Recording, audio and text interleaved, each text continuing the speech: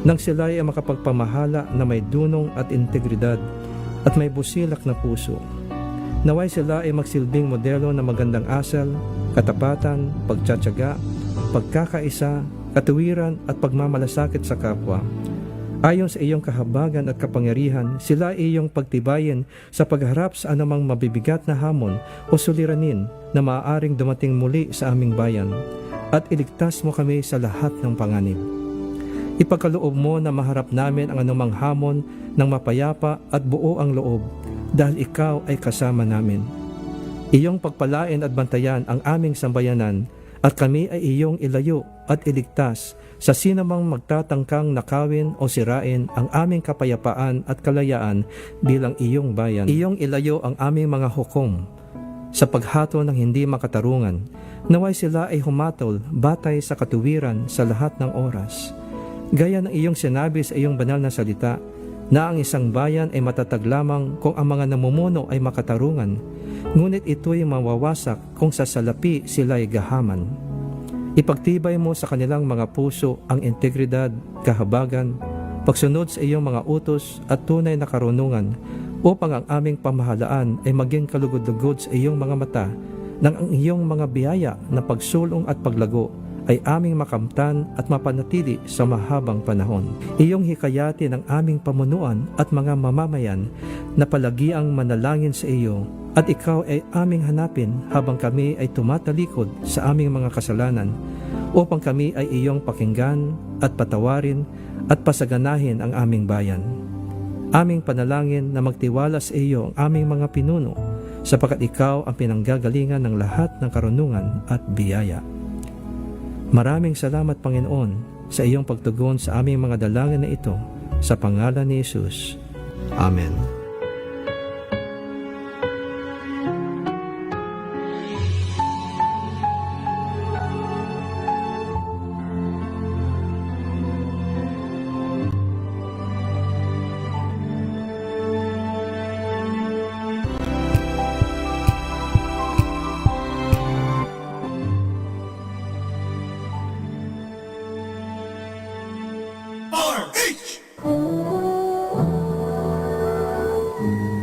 Kauna-unahan sa Pilipinas. Manila Broadcasting Company. DZRH, a proud member of MBC Media Group. 5 minuto na makalipas ang alas 4 ng umaga.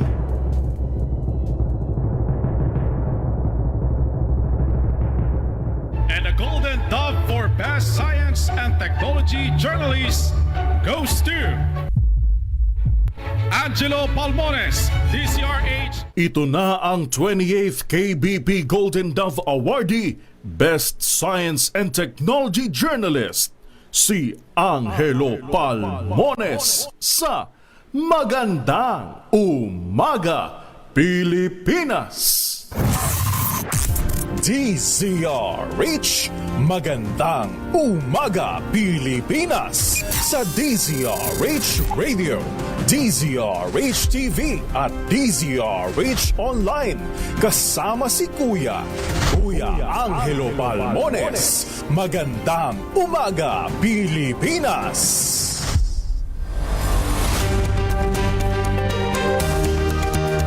Bilis talaga ng panahon, ha? Tapos na rin ang Pebrero. Biyernes tayo ngayon, 20 ng Pebrero 2026. Sa ulo ng ating mga balita, Pangulong BBM, Mayor Leni Robredo magkikita sa Naga City bukas. Attorney Melvin Matibag itinalaga bilang bagong direktor ng National Bureau of Investigation. DPWH magtatayo ng permanenteng tulay sa sitio Aklian Oriental, Mindoro. Pangulong BBM pinangunahan ng panunumpa ng halos 2,000 bagong promote na mga guro sa Bulacan at Pampanga. Explosive eruption na itala naman sa Mount Canlaon. 3 weather systems magpapaulan sa ilang bahagi ng bansa sa susunod na 24 oras. Bagong balita, bagong impormasyon, kasama si Kuya Angelo Palmones. Magandang Umaga, Pilipinas! Kasama pa rin natin ang buong radyo natin FM nationwide, ang ating action radio station sa Luzon, Visayas at Mindanao. 91.7 FM radio sa Cebu at 94.3 FM sa Jansan. Sa detalye ng ating mga balita. Asahan ang maulap na papawirin at pagulan sa malaking bahagi ng bansa, epekto ng tatlong weather systems. Sa inilabas na severe weather warnings ng Pag-asa, mula February 19 hanggang 20, nagbabala ito ng masamang panahon dahil sa mas matinding shear line. Magdadala ito ng malakas hanggang matinding pagulan sa ilang bahagi ng Visayas at Mindanao. Ang mga lugar sa Samar, Leyte at Surigao nahaharap sa mataas na panganib ng biglang pagbaha at pagguho ng lupa, maaaring magtuloy hanggang sa katapusan ng linggo. Kabilang sa apektado ng shear line ang Caraga, Davao Region, Northern Mindanao, Soc-Sargen, Eastern Visayas, Cebu at Bohol. Sinabi ng Pag-asa na ang katulad na panahon ay mararanasan din sa nalalabing bahagi ng Mindanao, epekto naman ng easterlies na maaaring magdulot ng flash floods at landslides.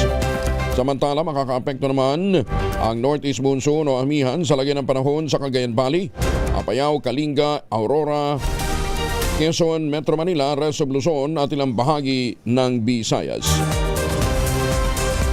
Nagbuga ng abo ang Canlaon Volcano sa Negros Island kahapon. Sa ulat ng Philippine Institute of Volcanology and Seismology o PBOX, naitala ang isang moderately explosive eruption sa summit crater ng bulkan. Nagtagal ang aktibidad ng bulkan ng 2 minuto, nagsimula bandang alas 4:38 ng hapon. Umabot ng 2,000 metro ang taas ng ibinugang dark gray plume mula sa bunganga ng bulkan bago napadpad sa direksyon ng Timog Kanluran. Bukod dito, naitala rin ang ahensya ang pyroclastic density currents sa southern at southwestern upper slopes ng nasa loob ng 1 kilometro mula sa bunganga ng bulkan. Nananatili sa alert level 2 ang Bulkang Canlaon kung saan mahigpit na pinagbabawal ang pagpasok sa 4 na kilometrong permanent danger zone. Itinigil na ng Philippine Coast Guard ang search and retrieval operation para sa nawawalang MBCA Amejara sa karagatan naman ng Davao Region. Ayon sa Philippine Coast Guard District Southwestern Mindanao, formal lang tinapos ang operasyon itong Miyerkules. Nawawala ang Amejara noong pang January 19 habang patungo sana ng Gobernador Generoso. Isa lamang ang nakaligtas habang 6 ang kumpirmadong nasawi, 9 naman ang nananatiling nawawala. Nasagip ang lone survivor na si Christopher Bulig sa karagatang malapit sa Sarangani Island doon pang January 20. Nagpahayag ng pakikiramay ang Philippine Coast Guard sa pamilya ng mga biktima at sinabing lahat ng available resources ay nagamit sa 1 buwang paghahanap. Humingi rin naman sila ng tulong sa pamahalaan ng Indonesia para naman sa search mission. Arestado na ng Pasay City Police ang isang Taiwanese national na itinuturong mastermind sa kaso ng chop-chop na katawan ng isang lalaking sinilid sa drum natagpuan sa Binondo, Maynila. Batay sa investigasyon at impormasyong nakalap ng mga pulis mula sa may-ari ng nirentahang van upang isakay ang drum, gayon din ang salaysay ng driver nito, galing ang asul na drum sa kondominium ng sospek. Itinuro naman ang dayuhan ang mismong live-in partner na Pinay. Samantala na-recover din sa condo unit ng Taiwanese ang isang bakal na lagare at itak na pinaniniwala ang ginamit para i-chop-chop ang katawan ng biktima. Patay sa pangmamaril ang acting manager ng Puerto Princesa International Airport. Patay sa ulat, pinaslang ang biktimang si Joanna Johnson Infante noong mismong araw ng Ash Wednesday. Naglalakad si Infante sa Bayview Road sa Barangay San Pedro nang biglang sumulpot ang isang lalaki sa bandang likuran at saka siya binaril. Agad na tumakas sa suspect habang dinala naman sa ospital ang biktima, ngunit naideklarang dead on arrival. Kaugnay nito, hinimok ng pulisya ang publiko na agad na ipagbigay alam sa Puerto Princesa City Police ang anumang impormasyong makatutulong sa investigasyon para madakip ang suspect. Bagong balita, bagong impormasyon. Kasama si Kuyang Angelo Palmones. Magandang umaga! Pilipinas. 12 minuto na makalipas ang alas 4 ng umaga, mga misis. Amoy araw ba si Mr. pag-uwi galing ng trabaho? Abay dalian sa germ sa katawan nila para labanan ang amoy araw at amoy pawis, gumamit ang Shield Bath Soap regularly. Unbeatable ang Shield sa paglaban sa germs versus another brand by Shea Butter. Pampalambot ng kutis sa presyong abot kaya 12.50 SRP. Kaya naman recommended ito ng Philippine Nurses Association. Kaya mga misis, I challenge you, subukan ang Shield Bath Soap. Galit sa sakit, may malasakit. Sulit na sulit na. Maganda umaga, Pilipinas. May winner na yung ating mahiwagang tunog. Sandali, hanapin ko lang ha. Isa pong nagngangalang Lab Cervantes ng Barangay Abar, San Jose Nueva Ecija ang nakadali ng 16,000 ng ating mahiwagang tunog ayon kay Tunog Master Mabel Arribe. Maganda umaga, Pilipinas. Arestado ang isang 32 anyos na inamakaraan itong ibaon ng buhay ang kanyang bagong silang na sanggol sa Pangasinan. Ano ba naman to? Nagawa pang ma-rescue ang sanggol ngunit namatay din kalaunan dahil naman sa cardiorespiratory arrest.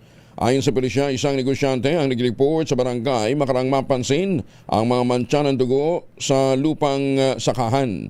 Dito nakita ng mga otoridad ang itim na plastic bag na nakabaon malapit sa isang puno ng mangga kung saan natagpuan ang sanggol na nasa kritikal ng kondisyon. Agad namang natukoy ang ina ng biktima na isang security guard. Dinala sa ospital para sa medical examination. Sa ngayon ay inahanda ng reklamong infanticide na ihahain laban sa nanay na nagbaon ng sariling anak.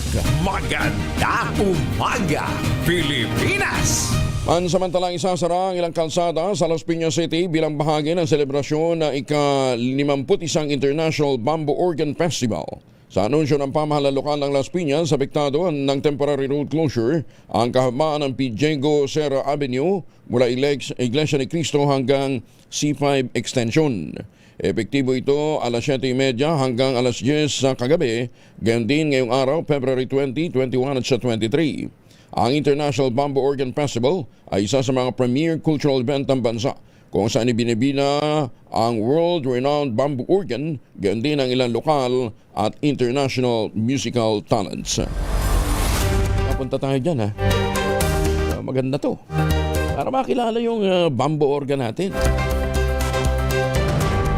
Sisimula na ng Commission on Elections ang pag-imprenta ng mga balota para naman sa Antipolo 2nd District Special Election ngayong araw, February 20.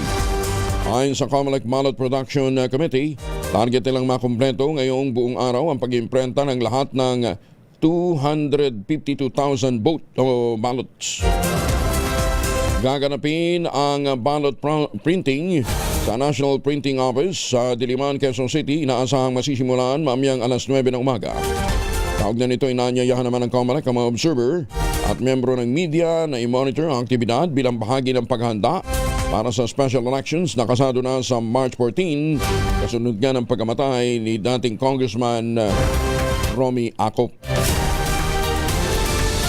Kinasuhan ni Pasig City Mayor Vico Soto ng election offense sa Commission on Elections, Political, Finance and Affairs Department at perjury ang kontratistang si Sara Diskaya.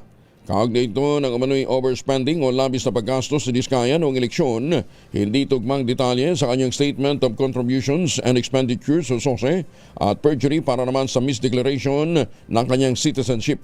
Sa siyam na pahilang reklamo ng alkalde, tinukoy nito ang underdeclaration ni Diskaya ng kanyang campaign expenditure sa isinumiteng Statement of Contributions and Expenditures o SOSE matapos magdeklara lamang ng 895,000 na nagastos nito sa pangangampanya. Sino namang manluloko? No?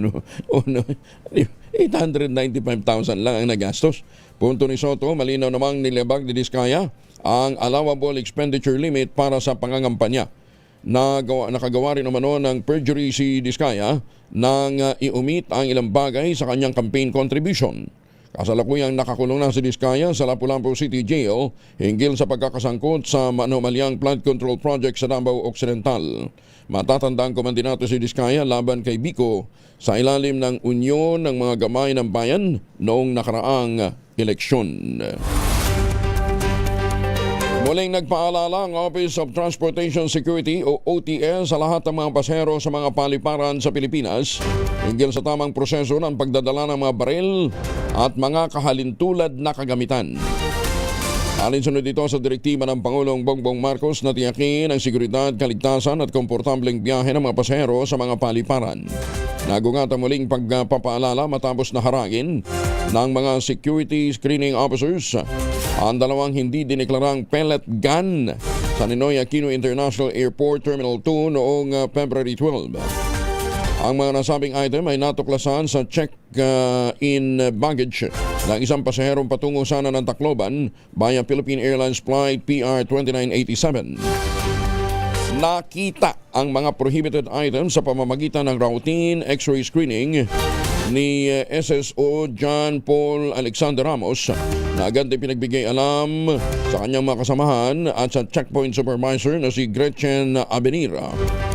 Matapos ang manual inspection at koordinasyon sa PNP Aviation Security Group, nakumpiska ang pellet gun na bagamat pinayagan ding makabiyahe ang pasahero matapos ang documentation.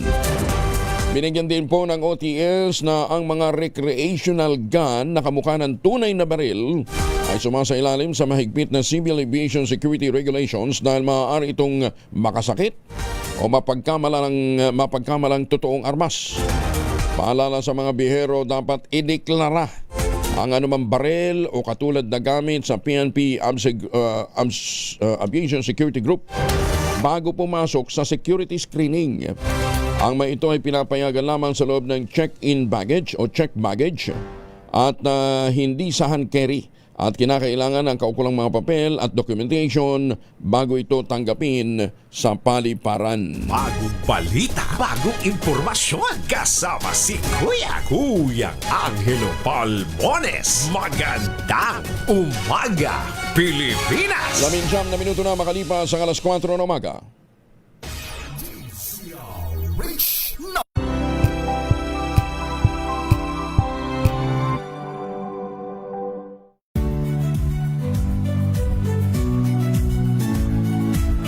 Magandang araw mga kaibigan.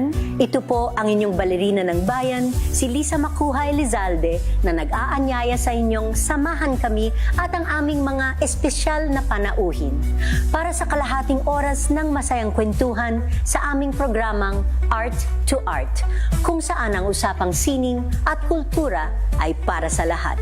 Huwag kaliligtaan, tuwing linggo, alas 3:30 ng hapon, dito lamang sa DZRH Radio, DZRH TV, at via online streaming.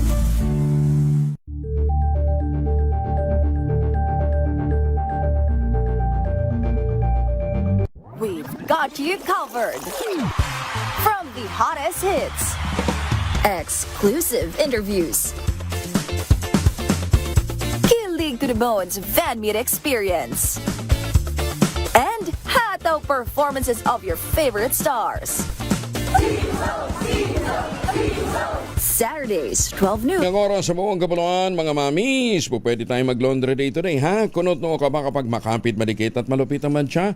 All you need is pride. Ba't mapahirapan ang self ko sa pride? Easy at worry-free naman ang laundry. Sa Triple Stain Away formula, tanggal ang matitindi mancha based on Tensa Chocolate, Mud and Sampan on Cotton. Gawa po ito ng ACS. Magandang umaga, Pilipinas! Nagbigay ang Philippine Amusement and Gaming Corporation o PAGCOR ng paunang 5 milyong piso bilang suporta sa Philippine Women's National Football Team na kilala bilang Pilipinas.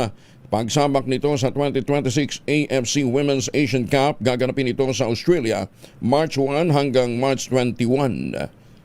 Ang tulong pinansyal na tinanggap ng Philippine Football Federation ay kasabay ng pagpapalakas ng momentum ng Pilipinas sa kanilang makasaysayang panalo sa 2025 Southeast Asian Games, kung saan nakuha ng bansa ang kauna-unahang SEA Games gold medal sa women's football. Ayon kay PAGCOR Chairman at CEO Alejandro Tenco, ang pagsuporta sa mga atleta ay nagdadala ng karangalan sa bansa, ay isang responsibilidad at national pride. Sinabi pa ni Chairman Tenco, dala-dala ng ating mga atleta ang watawat ng Pilipinas sa pandaigdigan ng tablado at ang kanilang tagumpay ay nagbigay ng inspirasyon sa milyon-milyong Pilipino. Malugod naman tinanggap ni John Anthony Gutierrez Pangulo ng Philippine Football Federation ang suporta ng PAGCOR at binigyan diin ang kahalagahan ng patuloy na suporta mula sa gobyerno at mga pribadong sektor. Ang nasabing halaga mula sa PAGCOR ay makatutulong sa mga gastusin sa training camp, international friendly games at iba pang aktibidad na paghahanda bago ang torneo sa Australia na tampok ang mga nangungunang koponan ng mga kababaihan sa buong Asya.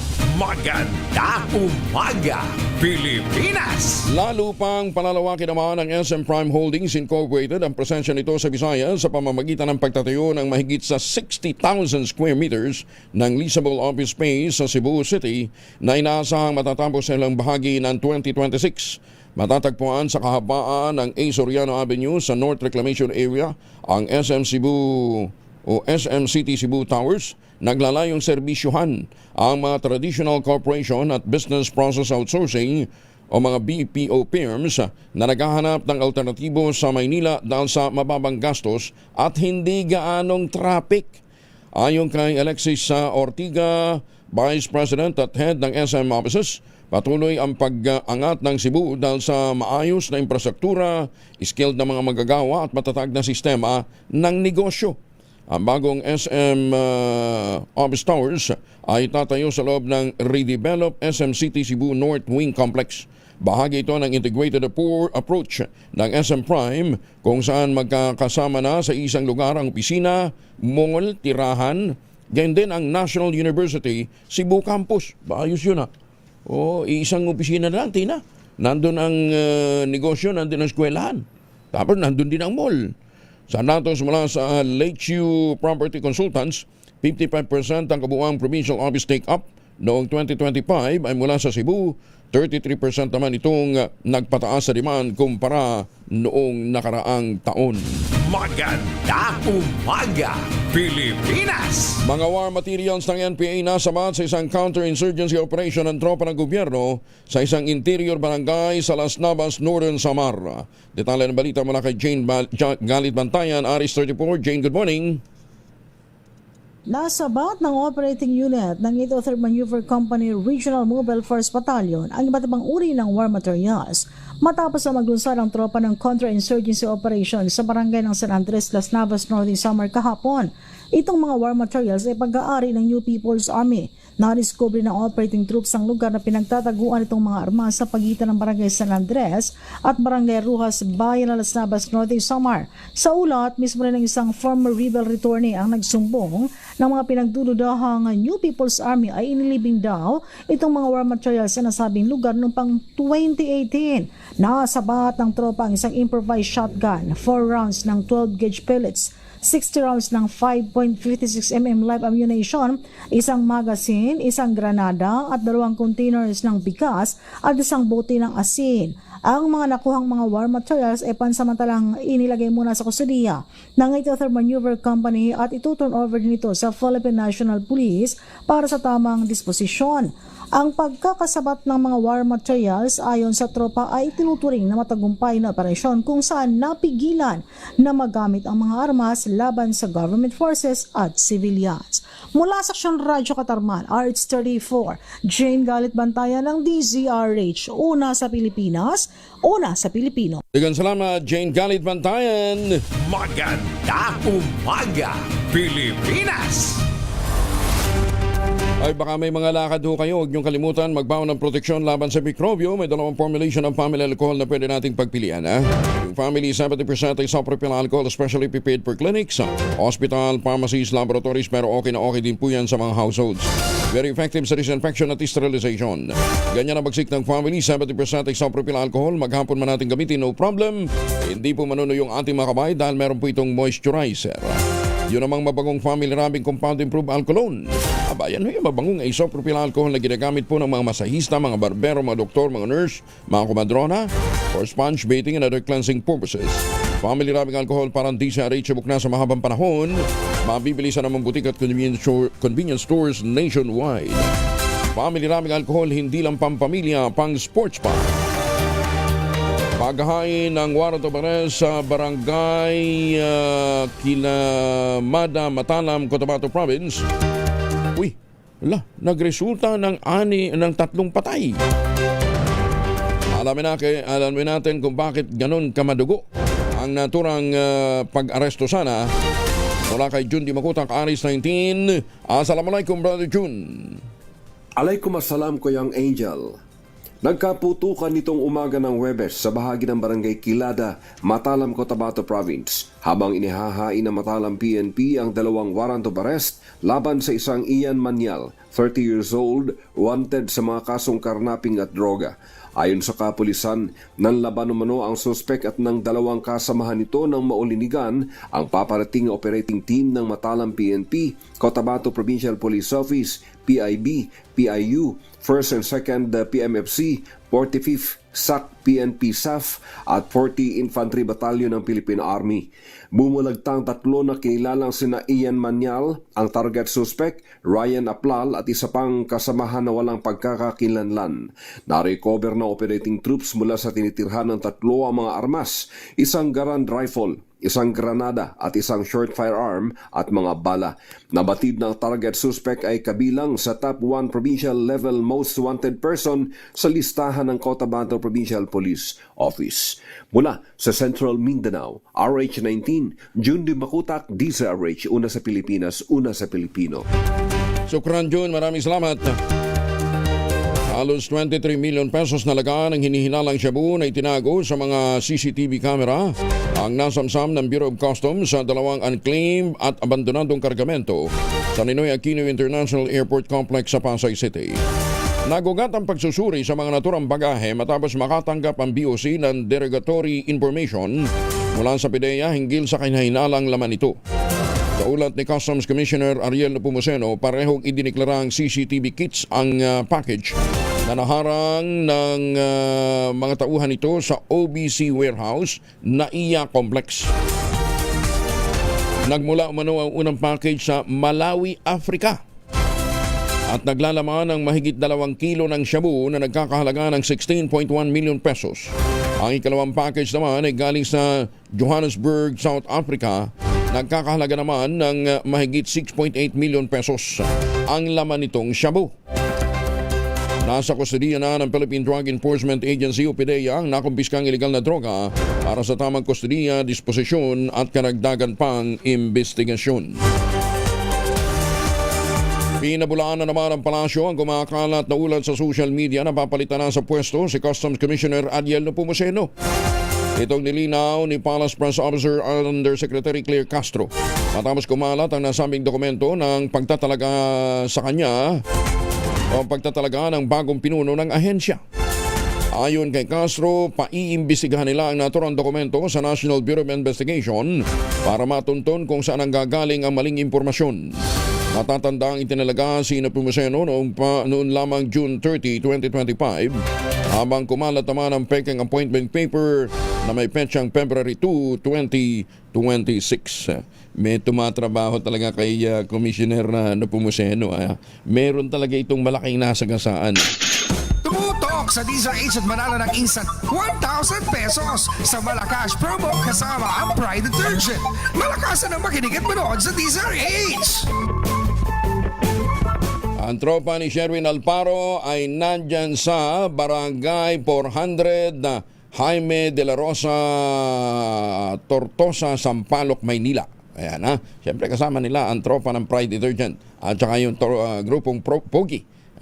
Barangay 400 Jaime de la Rosa, Tortosa, Sampaloc, Maynila. Ayan. Lakasan nyo na inyong mga radyo, telebisyon. Ready na ba kayong tandaan ang ating Word of the Day para manalo ka ng DZRH Mini Component? Eto na! Ang word of the day natin ay concise. Brief and concise. Ayan, ang ibig sabihin mo ng concise, maigsi. Sa Ilocano, ababati panagsasauna. Ababati panagsasauna. Ayan ha. Pero sa Cebuano, ang ibig sabihin ng concise ay mubo. Mubura. Sa Ilonggo, jutay. Maganda umaga, Pilipinas! 31 na makalipas ang 4 ng umaga.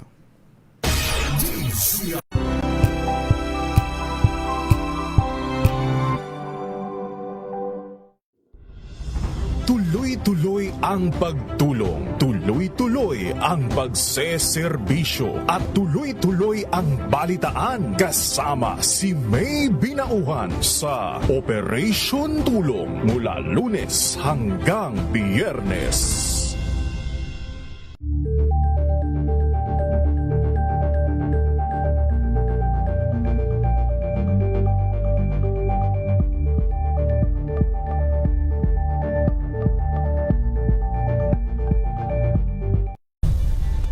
Nagsimula sa pangarap hanggang sa maabot ang tagumpay. Iba't ibang kwento, iba't ibang mukha ng atletang Pilipino. Mas pinatindi, mas pinalakas, at mas pinaaksyon sa Match Point tuwing Sabado, 12:30 ng tanghali sa DZRH TV.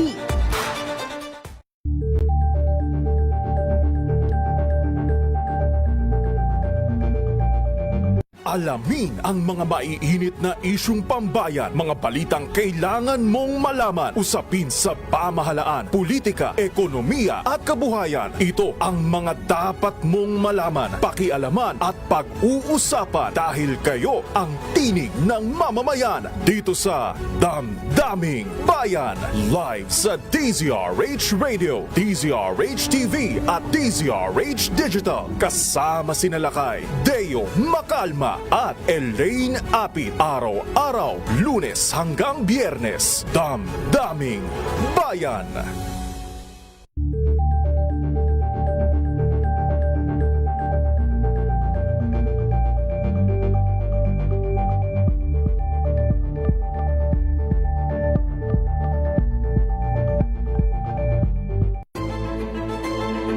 Pakikinggan ang bawat panig.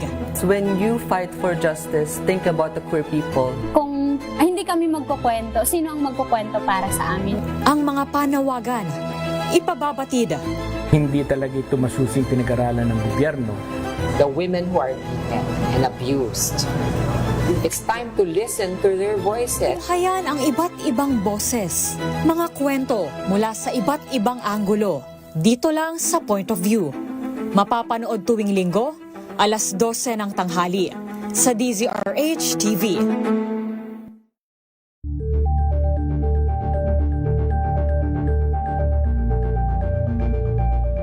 Tambalang Anthony Taberna at Jerry Baha ang gigising sa inyong umaga dahil lalatay ang humahagupit na diskusyon at komentaryo Lunes hanggang Biyernes sa 2x2. Maga Pilipinas! Naimbag damigan sa mga suki ho natin, ha? Hindi, ang mubo sa Ilonggo, jutay gid. Jutay. Baka naman sa sa iba naman yan eh. Iba naman ibig pahulugan nila ng juts. May aga sa mga katuruan tara sa Negros. Ay, magandang umaga sa mga suki natin sa iba't ibang panig ng mundo, lalong-lalo na sa mga seafarers natin, ha? Yung mga seaman natin na nakikinig sa atin habang sila'y naglalayag, magandang umaga. Sa mga suki natin dyan sa Hong Kong, sa Taipei, Taiwan, sa Macau. Ay, magandang umaga din sa mga Pilipino dyan sa Thailand at sa Middle East, ha? Sa mga suki natin sa Kuwait. Magandang umaga sa inyo, nagtatampo sila. Sa mga taga New Zealand. Lalo na sa mga taga-Amerika, mameban lang. Okay na kayo, ha? And sa mga suki natin dyan sa Las Vegas, sa New Jersey, sa Connecticut, sa New York, good morning. Baka pauwi ho kayo ng Pilipinas, wag na kayong magpasalubong na imported na tsokolate. Sabi nga natin, meron po tayong local brand, gawang lokal, but taste and looks global dahil ito'y tinulungan ng DTI at ng DOST. Ang tinutukoy po natin ay ang Tangerine Chocolate. Ang Tangerine Chocolate po ay produkto ng mga magniniyog, ng mga magsasaka dyan po sa lalawigan ng Quezon. Sa tulong nga po ni Dr. Helen Tan, yung pong mga planting material ng kakao galing Davao. Hinakot po yan para maitanim sa ilalim po ng mga nyugan, kaya ngayon nagpuproduce na sila ng dikalidad na kakao beans, pinaprocess para maging Tangerine Chocolate. Available sa 0919-095-5935. Meron itong mahigit 10 variants ng Tangerine Chocolate. I-check po ninyo sa tangerinechocolate.ph. Ang mga raw material niyan galing din po sa ani ng mga magsasaka.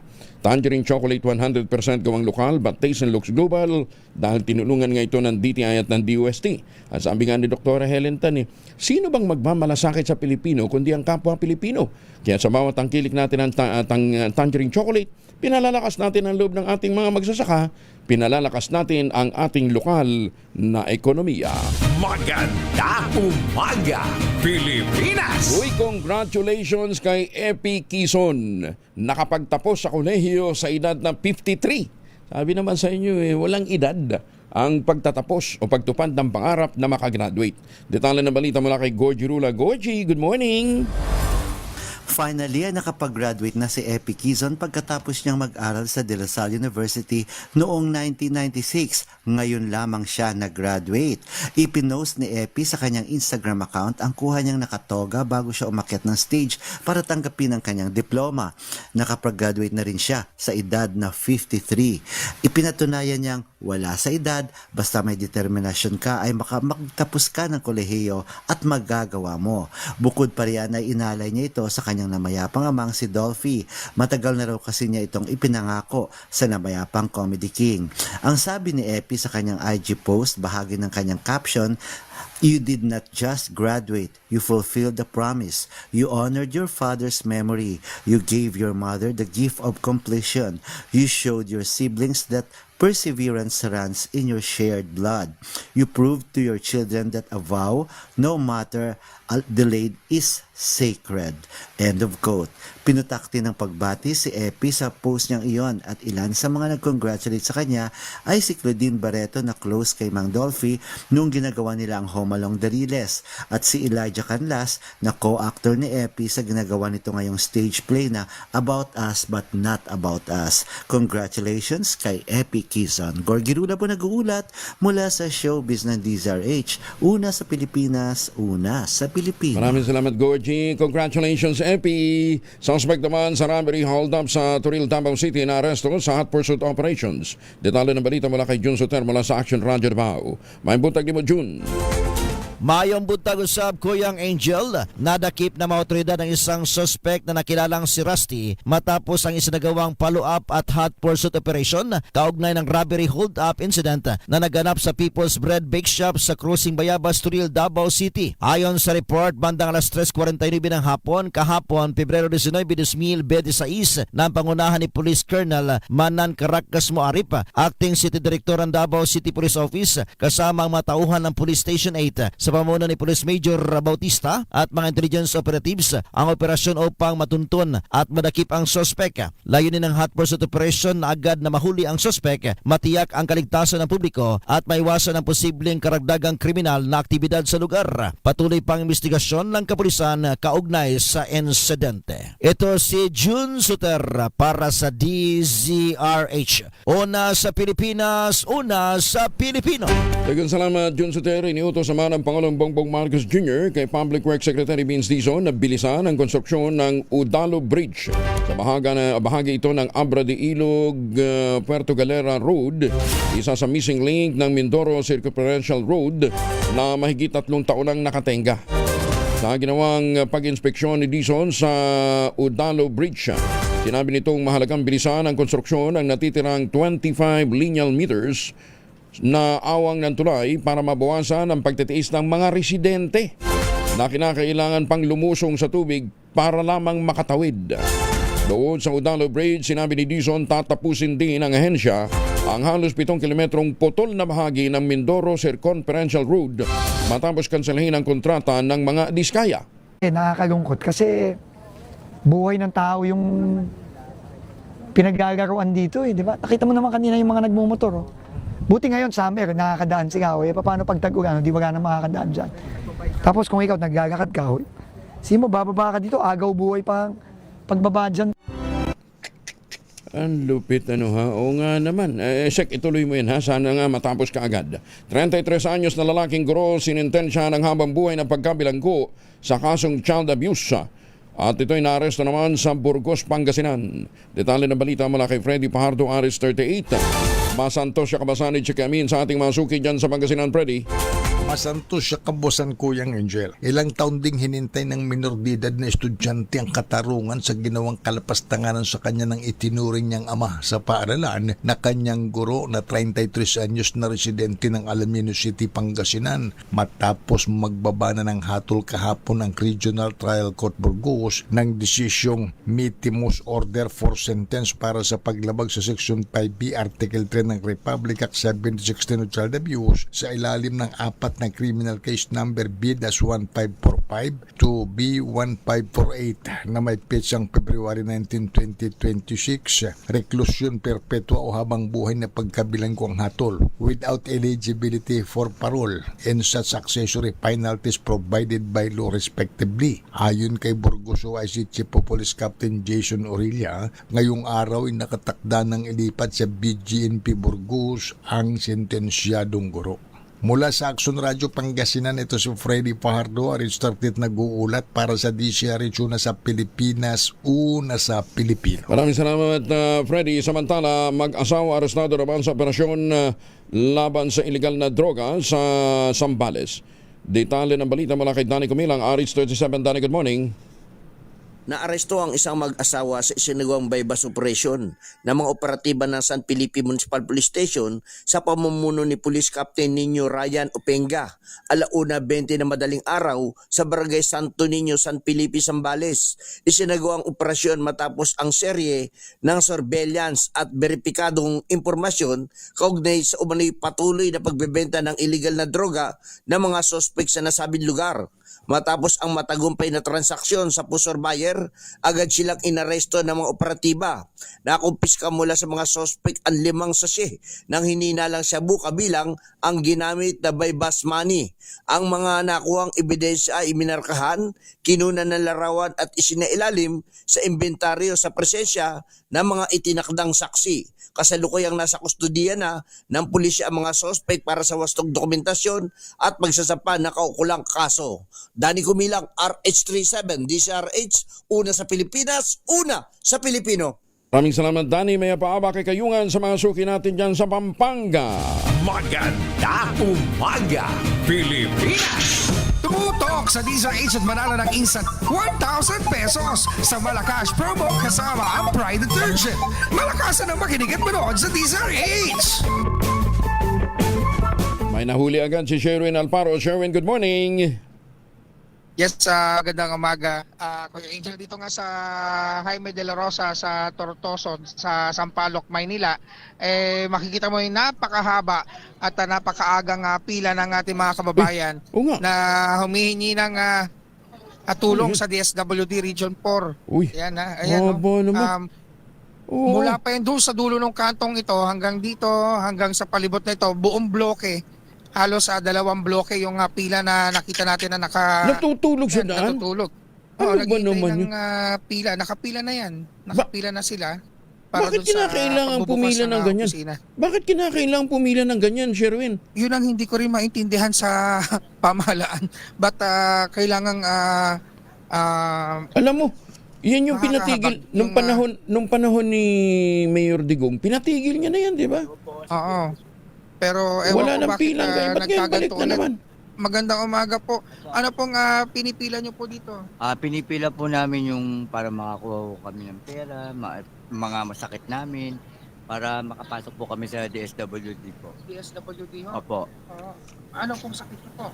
Ako po, ang sakit ko po, pneumonia po, tapos may halong komplikasyon doon sa may puto ko na tawag po doon uric acid po. Ganun po. Sila, iba-iba po sakit nila. Opo, ganun lang po. Napaka-basic na nasa ilalim to ng yakap program ng PhilHealth.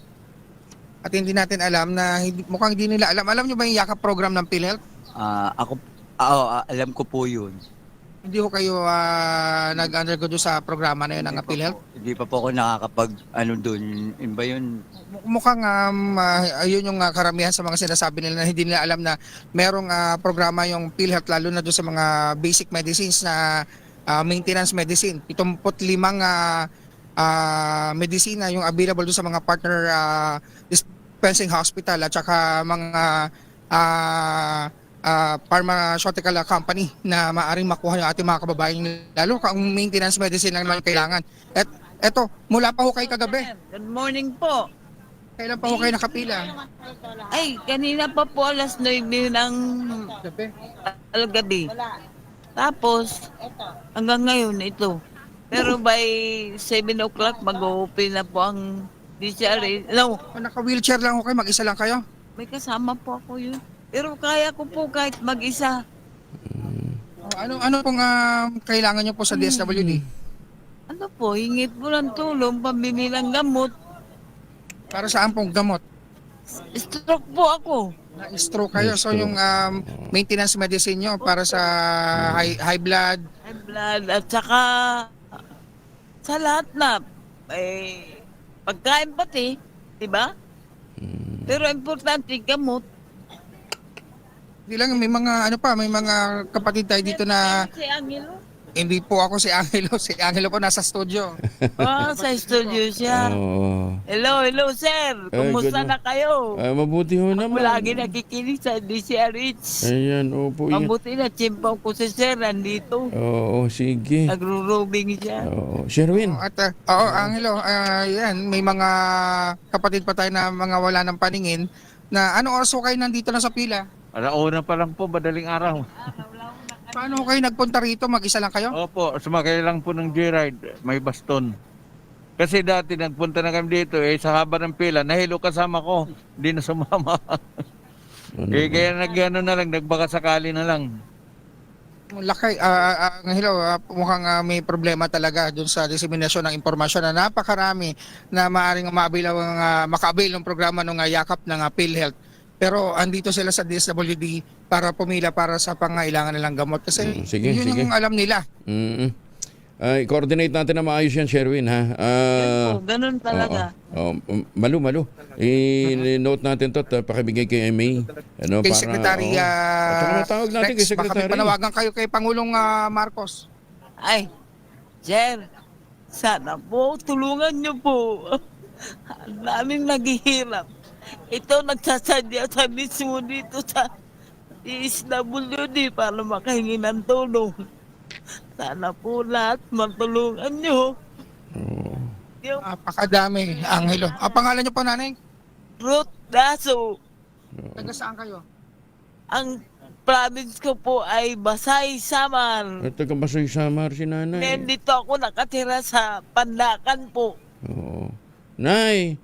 Yun. Nay! Kaya kung minsan talaga sumasadya po kami dito para manghingi ng tulong. Hindi ka maghilak, Nay. Hindi ka maghilak, hindi na maupay nga daga. Ay, ito sa labas, sinasabi sila. Oo. Wala siyang Sige. Mamigyan na muna tayo. Anong sabi mo, Kuya Angel? Hindi, sabi ko, wag iiyak si nanay. Sir, good morning po. Pero hindi ang alam ko, kababayan ko, Bisaya rin yan eh. Dili ka maghilak, Nay, dili ka maghilak, Nay, kay dili na maupay nga daga.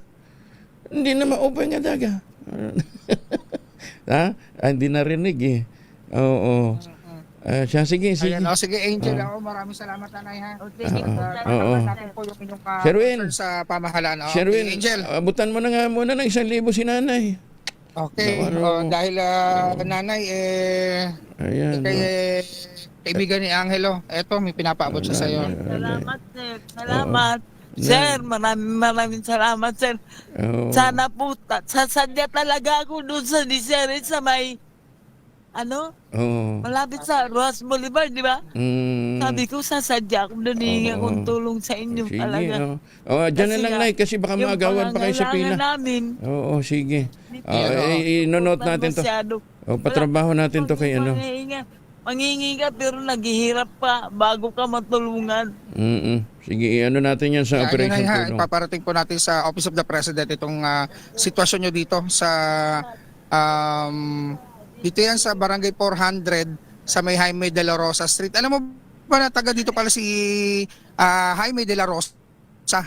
Kaya pinangalan sa kanya yung kalsada na Jaime de la Rosa Street Sige. dito sa Tortosa, sa Sampaloc. Pero ito talaga ang malakasan nakikinig sa atin sa DZRH. Ito, segue, di ba? Ganun talaga. Sige, pag, sige. pag-isahin mo yung trabaho, tsaka yung ano. Saan na yung winner natin? Winner. Ayun. Ito talaga, dahil malakasan sila nakikinig ng radyo dito. Ito yung kainan dito na pinupunta natin mga kababayan sa Tortosa na yun yung kanilang radyo nando sa tuktukan. Pero ang abalang-abala rito yun nandun to sa kusina na naghahanda ng lahat at mahilig makinig ng radyo. Nanay, pangalan niyo po? Marieta MP. Si Nanay Marieta MP. Si Nanay Marieta MP. Sino paborito ang announcer pag umaga? Si Angelo Palmones. Nay, dati ka taga-showbiz ano? Pa. Nay, dati kayong taga-showbiz ano? Parang napanood ko, lumalabas kayo dati sa pelikula eh. Ito yata yung ka-partner ni Jaime de la Rosa. Kayo ho ba nakalab team ni Jaime de la Rosa? Lady ni Rogelio de la Rosa. Rogelio. Si Rogelio. Nandito si Rogelio de la Rosa. Tsaka si Jaime de la Rosa. Dito. Ayun, kita mo. Kababata nyo? Yung asawa ko, kababata niya. Sila Jaime tsaka si Rogelio. Kalaro niya. Kita mo, sabi ko na nga ba eh. Artistahin si nanay eh. Oo. Siya, sige. Beauty. Okay, kita. May apo na ho kayo, Nay. 62. 62 ang apo. 62 ang apo nyo? Ay, hindi. Ang edad ko, ang apo ko, 10. 10. Ayun. Siya, sige.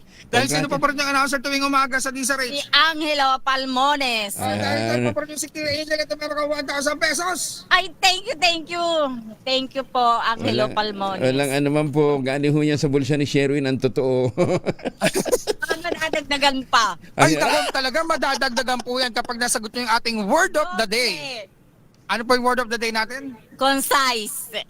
Concise! Dahil dyan nakuha niyo yung ating medium component natin sa atin ng Astron Appliances, alagang Astron, alagang maasahan. Available sa ating mga suking appliance store nationwide. At hindi lang yan, meron pa kayong grocery bag. Yan, mula yan sa ACS at sa DZRH. At ang pinakabago, pinakamalaki, pinakamabango, ang Private Fabric Conditioner, Korean Strawberry Bloom Detergent Powder with Stain Away Formula. 2 kilo yan, kaya kahit gano'ng karaming labahan, ubos yan. Thank you. Walang Very ano man. Sige po. Happy Valentine. Enjoy ho. Happy Kaya pala Valentine's. pulang-pula si nanay. Oo, Ramadan na.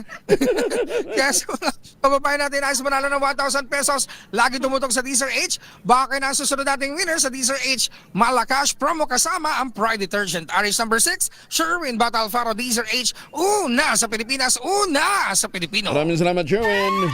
Tutok lang, tutok na sa DZRH Radio, DZRH Facebook, DZRH YouTube, at DZRH TV. Baka ikaw na ang susunod na winner sa DZRH Malacash Promo. Balita, bagong impormasyon, kasama si Kuyang Angelo Palmones. Magandang umaga, Pilipinas! 54 na makalipas ang alas 4 na umaga, oras na para tayo po naman ay mag-ultamayo. Ano nga bang ultamayo? Ito po yung postbiotic with Lactococcus lactoserine plasma. Pero sabi nga po ng mga dalubhasa, ng mga eksperto, isang oras bago matulog, 2 kapsula. Mas mapapakinabangan ho natin ang benepisyo ng ultamayo. Ang ultamayo po ay dumaan sa mahabang clinical trial, hindi testimonial, hindi mga kwentong kutsero, kundi human clinical trial. Ang bawat kapsula ng ultamayo ay nagtataglay ng 50 billion cells ng Lactococcus lactoserine plasma. At napaka-potent po nito na pagpasok po sa ating katawan, ina-activate nga po yung PDC, yung plasmacytoid dendritic cell. Yan po yung tinatawag na madalubhasa na commander ng ating immune system, responsable sa pagtataboy ng mga toksin sa ating katawan habang tayo po ay natutulog. Ilan lamang ho yan sa mga benepisyo ho ng ultamayo. Kung gusto nyong mahimbing ang tulog, syempre mag-ultamayo para pag nabukasan, magandang gising. May panlaban sa puyat, pagod at stress. Kung may mga concerns pa ho kayo, may mga tanong ho kayo tungkol sa ultamayo, mag-text lamang sa 0931-033-2871. May mga medical experts ho tayo nakastambay dyan. Sasagutin ang inyong mga tanong, anything under the sun. Huwag lang mangungutang.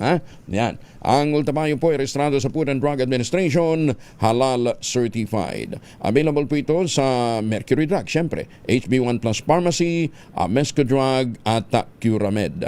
At ang magandang balita, kapag bumili ka ng isang box ng Ultamayo Postbiotic, yung 30 capsules, sa alinmang anumang Mercury Drug Store sa buong bansa. Makakakuha ka pa rin ng free 100 pesos Mercury Drug Gift Certificate. Promo runs until July 31, 2026 only. Per DOH FDA, CFR permit number 0981, series of 2025. Mahalagang paalala, ang Ultabayo ay hindi gamot at hindi dapat gamiting panggamot sa anumang uri ng sakit. Bagong balita, bagong impormasyon, kasama si Kuya Angelo Balbones. Magandang umaga, Pilipinas! Construction worker kritikal matapos pagbabarilin ng hindi pa nakikilalang suspect sa bayan ng Leyte, sa lalawigan ng Leyte. Leyte. Detalye ng balita mula kay Jimmy Angay-Angay, Aris 32, Jimmy, maupay ngaga. Isang construction worker kritikal matapos pagbabarilin sa bayan ng Leyte. Kinilala ng PNP ang biktima si alias Dundun na sa 80 taong gulang residente ng Sitio Mangga, Barangay Salog, Leyte. Nangyari ang insidente sa Sitio Mangga, Barangay Salog, sa naturang bayan. Ang suspect ay isang lalaki na ka-sky blue na t-shirt, maong na short pants, 5'4" ang kataas at nakasakay sa Suzuki Smash na single motorsiklo. Sa investigasyon ng PNP, ang biktima ay papawin na silang bahay ng pagbabarilin ng suspect. Tinamaan sa kanang bahagi ng dibdib. Itinagbo ang biktima sa Carigara District Hospital at inilipat sa Eastern Visayas Medical Center, Tacloban para malapatan ng kakulang lunas. Sa kasalukuyan sinasagawa pa ng Leyte PNP ang hot pursuit operation para makilala at maresto ang suspect. Nabatid isang fish vendor din ang pinagbabaril habang natutulog sa ilang bahay sa Sitio Tabige, Barangay Consigra, Leyte, kung saan namatay ang biktima. Mula dito sa DYVL Action Radyo Tacloban, ito si Aris 32, Jimmy Angay-Angay para sa DZRH, una sa Pilipinas, una sa Pilipino. Maraming salamat, Jimmy. Pag-amyanda naman sa rules of procedure sa impeachment complaints, tapos na ng Kamara. Detalye ng balita mula kay Manang Milky Rigunana, Aris 12, Manang Milky. Tapos na ng komite sa Kamara ang pag-amyanda sa Rules of Procedure para sa impeachment complaint sa ilalim ng 20th Congress. Ito ang kinumpirma ni House Senior Deputy Majority Leader Lawrence Defensor, Chair ng House Rules Rewriting Committee, kasabay ang pagtiyak na mananatili ang mga probisyon ng saligang batas sa kanilang gawain. Nilinaw ni Defensor, igagalang din ang interpretasyon ng Korte Suprema pagdating sa pagbilang ng session days para sa mga reklamong impeachment. Sa kabila ng mga bagong amyenda, susundin pa rin para sa mga reklamo laban kay Vice President Sara Duterte ay ang old rules o ang parehong panuntunan na ginamit laban kay Pangulong Bongbong Marcos. Sabi ni Defensor, layunin nito na matiyak na walang pagbabago sa proseso at mananatiling patas at objective ang Kamara sa pagbusisi sa mga isinampang reklamo laban sa Vice Presidente. Ako si Milky Rigunana, nagulat para sa DZRH, una sa Pilipinas, una sa Pilipino. Maraming salamat, Manang Milky. Ay, magandang umaga nga pala sa mga suki natin dyan po sa Pag-ibig Fund, ha? Alam mo ninyo, kaya ako sumasama ang loob doon sa report kanino ni Sherwin, mantakin ho ninyo. Ang daming nawawaldas na pera, napupunta sa graft and corruption, napupunta sa flood control, yung pera ng PhilHealth, kinuha, mabuti na lang naibalik na yung ilang bahagi. Diba? Pagkatapos makikita niyo yung mga kababayan natin na nangangailangan ng tulong pinansyal at tulong ng mga gamot. Basic lang yung pinaka-inihingi ng mga tao. Pipila ng 10 oras ng gabi hanggang madaling araw, titiisin yung lamig para lamang makakuha ho ng ayuda. Ay, sus, may ginoong buhay ito.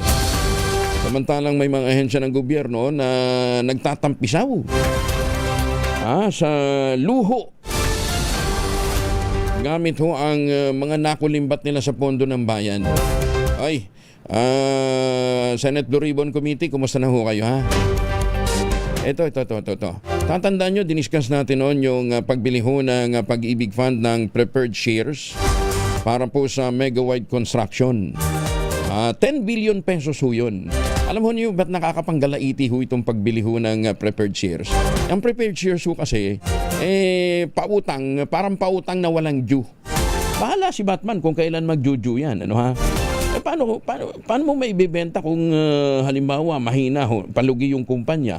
Diba? Ano mangyayari ho sa iyo? Yan ha. 10 billion ho na pondo galing sa Pag-ibig Fund ang ibinuhos dyan. Pambili ng preferred shares Megawide Construction. Ayan, yan ho yung 10 billion. Pero alam ho ba ninyo na meron pa bukod sa 10 billion, meron pa palang 6 billion na ipinautang naman sa EEI na nalulugi din. Noong first year pa lamang po ng Pangulong BBM, speaker pa noon si Speaker Martin Romualdez, binili ni Speaker Martin ang 20% ng EEI common shares. Nagkakahalaga ng 1.2 billion pesos. Nalulugi na noon pero binili niya yung shares ng EEI worth 1.2 billion pesos. Siguro gagamitin nun gagamitin ng EEI for flood control project. Hindi umubra. Ayun. So, nung ma-realize niya medyo tagilid, gusto sanang ipa-buy out na sa EEI yung kanyang nabili na 20% share. Walang pera ang EEI. Doon pumasok si Pag-ibig Fund. Nag-invest ito ng 6 billion. 5 billion galing sa investable fund, 1 billion galing sa provident fund. Without board approval. Paano ho natin malalamang walang board approval? Mismong board ho yung pumapalag parang doon sa Megawide. Wala din pong board approval yun. Ang nag-approve daw ho nito ay ang Pag-ibig President at CEO na si Marlene Acosta. Wow! Ayos At saka yung isa pa niyang si Alex Aguilar at Robert Cosico. Ayan dinidiscuss ho natin to dahil contribution ho natin. Pera ho natin itong ginagastos dito sa pagbili ng kung ano-ano ng walang board approval. March 2025, tumaas siyempre yung financial portfolio ng EEI kasi pumasok nga yung 6 billion investment Ayan, siyempre, papasalamat sila kay Madam Marlene Acosta na binigyan ho sila ng pondo. Ayan. March din, ibinenta naman ni dating Speaker Martin ang 20% common shares niya mula sa EEI na binili niya ng 1.2 billion to the tune of 3.75 billion pesos. Wow! In less than 1 year, kumita siya ng halos doble o mahigit doble nung kanyang investment. Hanggang ngayon po, sa mga petsang ito, bagsak pa rin ho ang shares ng EEI. As of December 2024, yung EEI common share ay 3 pesos and 360. Ngayon po ay 2 pesos and 16 centavos. Ayan Kaya pala itong Pag-ibig Fund, panay ang pag-release ng mga press release nila, pampapogi. Teka muna, natatandaan nyo si Arnel Ignacio, di ba nasipa ito sa OWA, kinasuhan pa dahil sa 1.4 billion pesos land acquisition nang walang board approval. Matibay si Acosta hindi pa natsuchugi hanggang ngayon kahit nagrereklamo na yung board. Yung mga opisyal ho ng EEI nito mga nakaraang araw nagsipag-resign na. Kumusta naman yung stock ho kaya ng stock na stock prices ho ng Megawide Construction Ayan, 10 billion ho binuhos doon. Ayan Ay susme, bakit nga ba preferred shares ang binibili ng Pag-ibig? Ayaw nating maniwala na meron hong commissioner, ayan, meron pong kumikita sa pagbili ng preferred shares. Kasi nga naman, bahala si Batman kung kailan mo po pwedeng ibenta yan. Ayan, Ay, susme. Ayan. So, sinong papanawagan natin dito? Maawa ho kayo. Pera ho namin yan Pinaghihirapan namin yan binubuhos namin yan. Dahil akala namin secured na secured. Ano ba naman yan? Tapos makikita mo, dalawang investment, 10 billion at saka 6 billion sa mga tagilid na mga kumpanya. Sana naman makarecover. Magandang umaga, Pilipinas! Ginigisa sa sarili nating mantika. 5 minuto na makalipas ang alas 5 ng umaga. This time check is brought to you by ACS Manufacturing Corporation, ISO certified, maker of world-class quality Pride detergent. RH! Champion Detergent, tapat po sa inyo. RH! Ang balitang yan ay hatid sa inyo ng RH Super, ang shot ng tropa. Kauna-unahan sa Pilipinas. Manila Broadcasting Company. DZRH, a proud member of MBC Media Group. Magandang umaga, Pilipinas! 6 na minuto na makalipas ang alas 5. Estate tax amnesty dapat pang palawigin ayon kay Senator Mig Zubiri. Detalye ng balita mula kay Raymond at Paz, Aris 28. Raymond, good morning. Nanawagan si Senate Majority Leader Juan Miguel Mig Zubiri na muling palawigin ang estate tax amnesty hanggang December 31, 2028. Ito ay kasunod ng inihain niyang Senate Bill No. 1865 o further extending the period of availment of the estate tax amnesty. Sabi ni Zubiri, layunin nitong bigyan ng sapat na panahon ang mga pamilya na mabayaran ng hindi bayad na estate tax. Ang estate tax ay ang buwis na binabayaran ng pamilya ng namatay bago nila mailipat ang titulo ng lupa sa kanilang mga pangalan. Marami umanong nahirapang mabayaran ng kanilang estate tax dahil wala talagang mapagkunan o kaya'y nalalakihan sa babayarang halaga batay sa 6% ng kabuang halaga ng ari-arian. Kapag hindi nila nabayaran ay lalong lumalaki dahil sa mga penalty at humahantong pa sa asunto. Ang pinakahuling estate tax amnesty ay nagtapos na noong June 14, 2025, ngunit marami pa rin ang nananawagan ng isa pang extension. Ito si RH28, Raymond Adpaz para sa DCRH, una sa Pilipinas, una sa Pilipino. Maraming salamat, Raymond. Malacanang naninindigang na ayon sa batas ang pagpapadala kay dating Pangulong Digong Duterte sa The Hague. Detalye mula kay Let Narciso, RH14. Let, good morning. Iginiit ng Malacanang na ginampanan lang ng gobyerno ang tungkulin nito nang ipadala si dating Pangulong Rodrigo Duterte sa The Hague.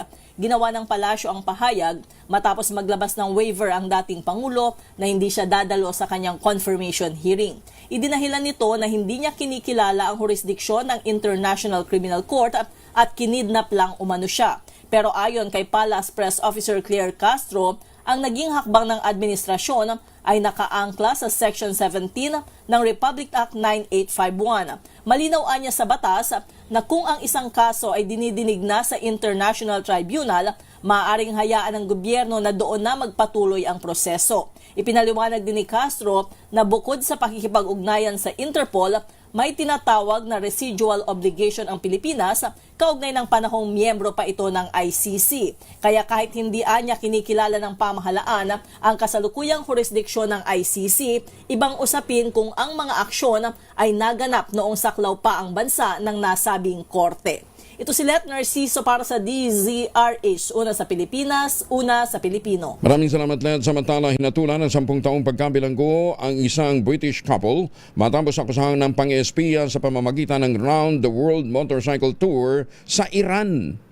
Nagtutur lamang ho sila gamit ang motorsiklo na pagkamalan ho silang spy. Dinaki mag-asawang sina Lindsay at Craig Poorman sa kapwa-edad 50 noong January 2025 habang dumadaan sa Kerman, Iran. Maring itinanggi ng mag-asawang alegasyon na nila'y walang matibay na ebidensya na sila'y mga spy.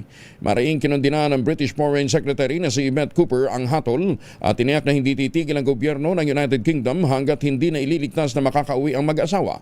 Nakulong ang mag-asawa mula pa noong January 2025 sa kasong espionage at kasalukuyang nakakulong sa kilalang Evin Prison sa Tehran, isang pasilidad na madalas na batikusin ng International Human Rights Group dahil hindi maganda ang sitwasyon at ang pasilidad.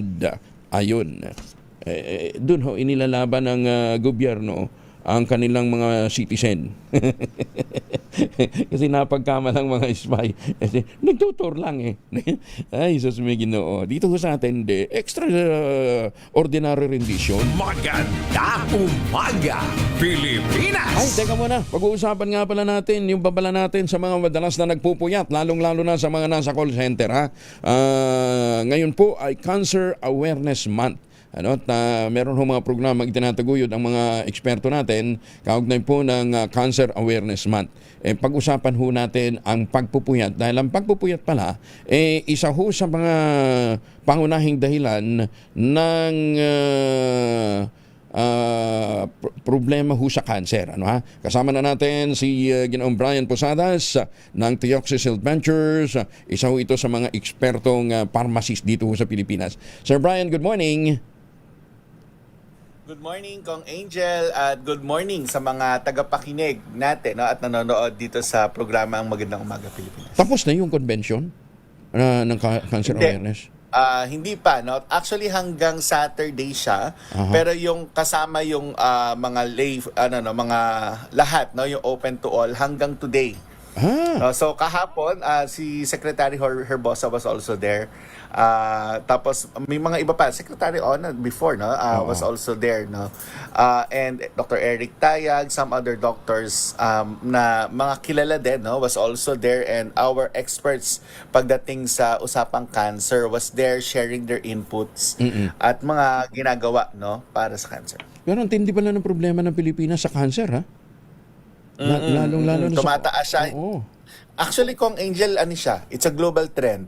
Hindi lang sa Pilipinas. Recently, we're seeing more cancer cases. Pabata, no? Kagaya ng na-observe natin. Multiple factors. No? I think nabanggit ni Dr. Catherine Te, no, last Tuesday. Even prolonged exposure with gadgets, no, may potentially cause harm sa mga cells natin that could eventually have mag-lead to cancer. Bigyan mo ako ng doktor na makakausap natin doon para mas maintindihan ng mga magulang. Sige. Bakit natin kailangan ilayo yung mga kabataan sa sobrang exposure sa mga gadgets, dahil sa pag-iimit nito, dahil sinasabi nila, dinidispute nila yun. Hindi naman daw cancer causing yung iniimit na na radiation ng mga cellphone. Ang sinasabi nila, mababa lang naman daw. But it's the prolonged exposure. Yung chronic. Kagaya ng binanggit ni Dr. Catherine Te. Prolonged kasi minsan nga, nakakatulugan katabi. So yun lang naman yung binabanggit natin dyan. So anyway, medyo busy lang Kong yung mga ibang doctors natin because there's an ongoing summit. Next week schedule natin. Sige, schedule natin. Pero eto, ikaw eksperto ka sa tulog dahil alam ko naman, di ba, isa yun sa mga pinag-aralan mo talaga. Sleep deprivation, yung chronic sleep deprivation can also lead to cancer. Bakit? Yeah. Sige, paliwanag natin to, no. We're not nananakot, no, pero hindi naman siya simpleng chismis. There's evidence dito, no. Yung long-term kasi na disruption ng body clock natin. So, ibig sabihin, minsan tama yung tulog mo pero kadalasan hindi, no. Nagkakaroon siya ng disruption sa body clock natin. Kaya yung mga tao, no, na mga kababayan natin at mga tao na nag-night shift work, lalo na yung nagro-rotate yung shift nila, minsan pang umaga, minsan pang gabi, may connection yan sa mataas na risk nila ng cancer, no? Pero again, hindi ibig sabihin na kapag napuyat ka ngayong gabi, magkaka-cancer ka na kagad bukas, no? It's always prolonged, no? Prolonged at hindi nagkakaroon ng balanse. Ayon yan, no, sa World Health Organization mismo. Actually, si Dr. Tony Liachon also posted that sa Facebook page niya. Through its cancer research arm, yung tinatawag namin na IARC, kinlassify yung long-term night shift work as probably carcinogenic, which means under group 2A. Bakit naglagay na probably? Kasi may evidence sa tao. And again, merong strong biological explanation na tinatawag natin. So, ang pinakamataas dyan, usually nakitaan nila yan sa breast cancer at sa prostate cancer na may signal doon. Sa dalawang yon, yun yung posible, no? Pag sinabi natin kung Angel, may risk, meaning may possibility, so lalo na kung may genetic problem, merong genetic, no, na mana, no, na cells from mga magulang natin, mas mataas yung risk. But again, ang sinasabi natin dito, mas mataas pa talaga ang pinaka-problema, which we all know, sigarilyo at obesity. Now, siguro para lang mas maintindihan natin, no, yung connection, kung Angel, no, nung tulog, yung malalim na tulog sa cancer, no? One of the connections here, yung tinatawag natin na natural hormone na lumalabas sa katawan natin, yung melatonin. No, alam natin meron ding mga oral supplements ngayon na melatonin, no? But naturally your body produces that.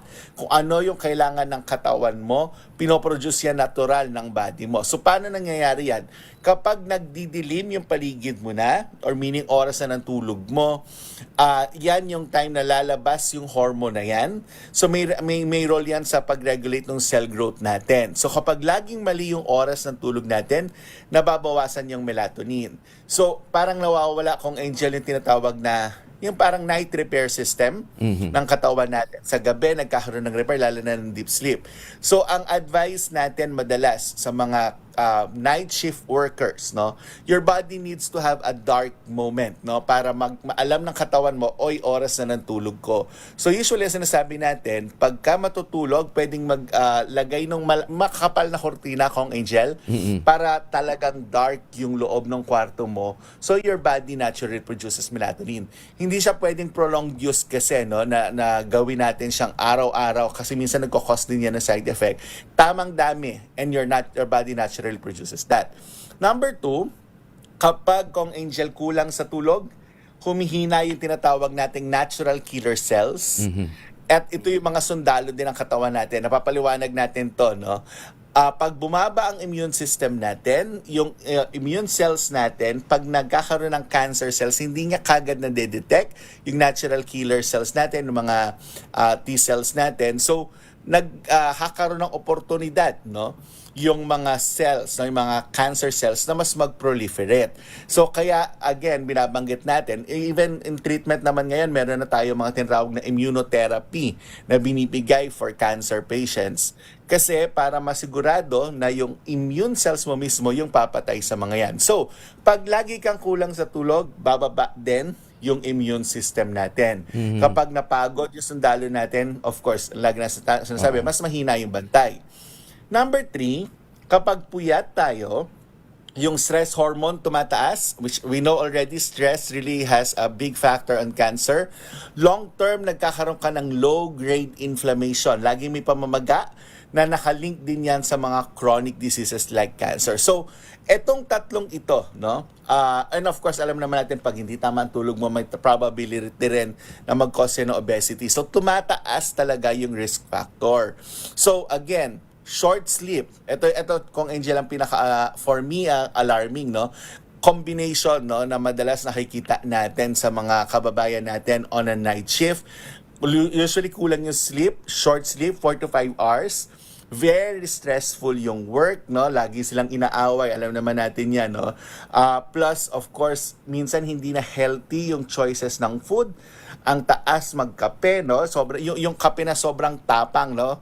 Tapos marami nagkakaroon ng diabetes at hypertension and metabolic syndrome. So ito, combined ito plus your short sleep, talagang higher yung risk ng cancer natin. So minsan hindi direct yung cause ng puyat pero nagiging daan siya para sa iba pang kondisyon na nagpapataas ito. Yun yung reason why ni-raise siya to alarm people na mahalaga yung natural na proseso ng body natin. Sir Brian, okay lang na magpuyat ako. Meron naman akong ultrabayo eh. Tama ba yun? Yeah, but Kong Angel, again, it's compounding factors. No? Definitely, your ultabio can help. Kasi yung Lactococcus lactis strain plasma was proven on clinical studies as well to lower yung chronic inflammation natin. It also helps provide good quality deep sleep. So, ibig sabihin, pag natulog ka, malalim yung tulog mo. At yes, mas bumibilis yung way of your body to recover. Kasi pag deep sleep ka, mas nagre-recover. But again, tandaan, no, Kong Angel, kahit naman meron tayong lahat ng vitamins na iniinom, kung hindi naman natin tinutulungan din yung katawan natin. Parang halimbawa, umiinom naman ako ng gamot ko, pero lagi namang fatty yung mga foods na kinakain mo, lagi hindi healthy, hindi ka nag-exercise, hindi ka natutulog. Again, oo nga, meron kang food supplement, pero nakakatulong, totoo, pero hindi ka naman natutulog. 3 oras lang yung tulog mo. Mahirap din yan. So, you have to help your body. So, multiple kasi yung factors that can cause cancer. So, multiple yung solutions that we should take para ma-prevent ang paglala nito. Bakit nagiging adjunct treatment ng cancer ang ultabayo? Okay, ginibigay siya minsan ng mga ibang doktor, no, for cancer. The reason is kapag may cancer ang pasyente, kagaya na binanggit natin, naturally bumababa yung immune system, humihina. So dahil humihina yung immune system mo, kailangan ng push niyan, no? Para labanan yung infection, para labanan yung pagdami ng cancer cells. So there are some doctors that are already prescribing it, binibigay kasama. Again, repeat natin, adjunct. Hindi siya kapalit ng mga chemotherapeutic drugs natin. Pantulong siya doon kasi nga, again, ang sinasabi natin, at alam to ng mga may cancer, no? Pag meron nagkikimo sila, bumababa yung immune system, mas mabilis silang mahawa ng infection. So, dito sa Lactococcus lactis strain plasma or yung Ultabio, no? It helps na i-strengthen yung immune system para magbalanse siya ulit at makayanan. And of course, the deep sleep, no? Mas malalim yung tulog, mas mabilis yung recovery ng body natin. Tandaan kong Angel, may mga gamot naman na for cancer. Mahalaga pa rin, and always advocate for this, early detection. Ayun. So, and again, healthy lifestyle. Paano kung halimbawa, stage 4 cancer na tapos may edad na, pwede pa rin siya mag-Ultabio? Yes. Kung Angel, safe naman siya, no, na i-take ng mga pasyente kahit stage 4, no, at the very least para matulungan yung katawan niya na lumaban. Mas tumataas yung fighting chance, not necessarily, and I won't be irresponsible to claim it's for cancer, no? Kaya nga it's adjunct treatment, meaning matutulungan yung katawan mo but hindi siya yung kailangan mo pa rin yung ibang anti-cancer medicines.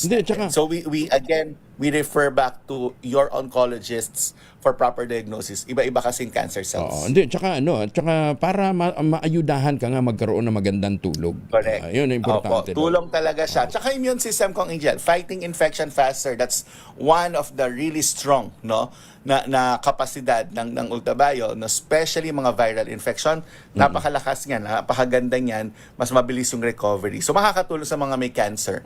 But again, always go for early detection kong Angel. Hindi na ho namin kayang accommodate pang inyong mga tanong. Mag-text na lamang ho kayo doon po sa Theoxis Health Ventures. Mayroon ho tayong binibigay na numero from time to time, at meron ho tayong mga medical experts na nakastambay dyan. 0931-033-2871. Kasama sa mga sasagot dyan sa inyo si Sir Brian. 0931-033-2871. Sir Brian, thank you for joining us. Magandang umaga. Kung Angel, mabilis lang. Kung gusto nila manood mamaya sa PCS Cancer Commission Foundation Facebook page, naka-live kami since yesterday. Pwede nila panoorin yung kahapon, at least mapanood nila yung mga iba pang information. Anong Facebook page? PCS Cancer Commission. PCS Cancer Commission. Thank you. Maraming salamat, ha? Okay, thank you, Kong Angel. Magandang umaga. 23, makalipas ang alas 5 na umaga. Magandang umaga, Pilipinas! DZRH number 1.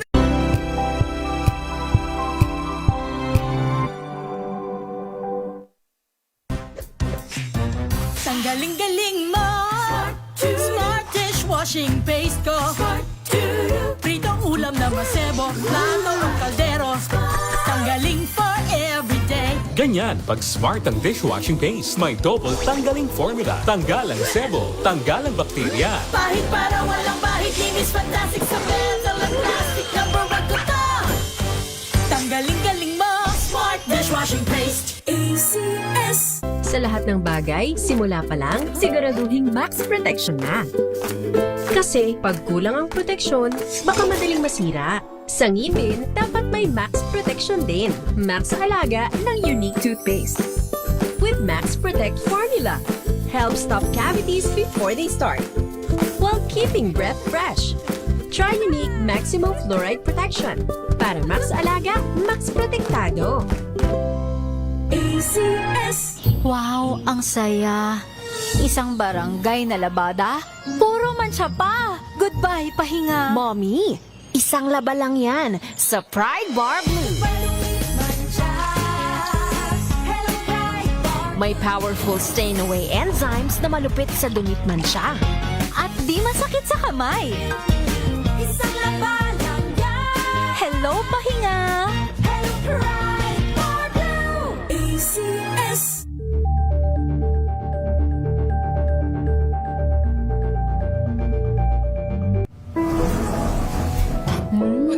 Amoy forever.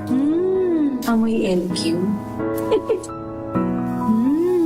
Amoy New Caleb Berry Blues. Amoy kalat, amoy good vibes.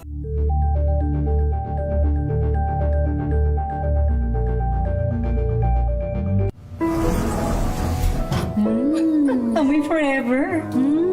Amoy LQ.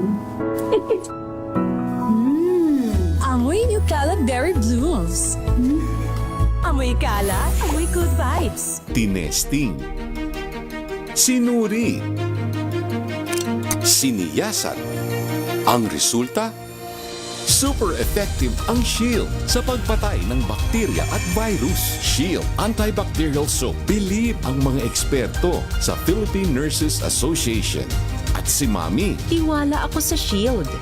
Shield Antibacterial Soap. Napatunayang mabisa. Ang mga nurse, tiwala. ACS. Amoy forever. Amoy LQ. Amoy New Kalat Berry Blooms. Amoy kalat, amoy good vibes.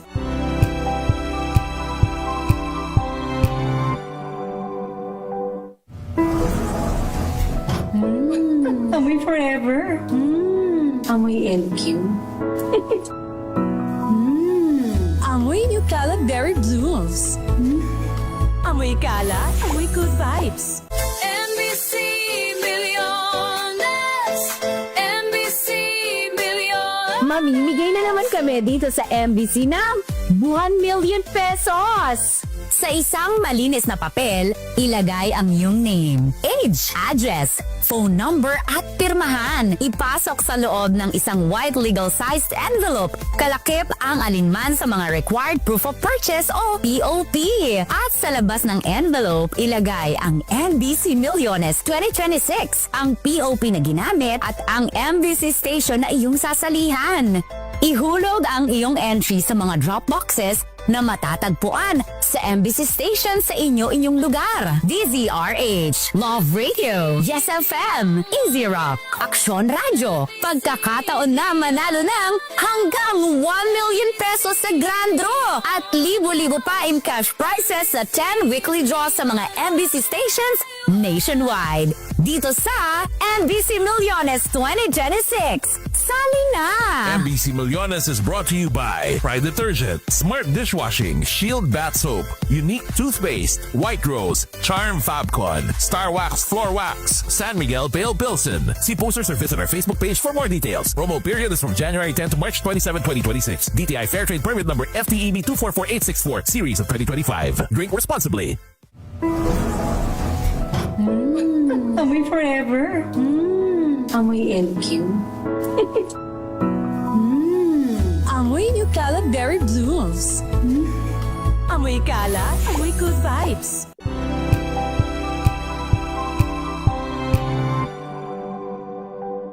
Ito ay bunsod ng naitalang 17 individual na ang kanilang naaresto. Metro Manila Development Authority o MMDA ang No Contact Apprehension Policy o NCAP sa Metro Manila. Sa ang ilang mga dokumento ay peke. Hindi rin legal ang employment na ipinangako sa kanila. Sa mata ng batas, mananagot ang sangkot at may sala. Dahil sa bawat paglabag, may karampatang parusa. Alamin ang mga pananagutan sa likod ng mga bawal. Dito sa Hoy! Bawal Yan! Tuwing Sabado, alas 11:30 ng umaga. Dito lang sa DZRH TV.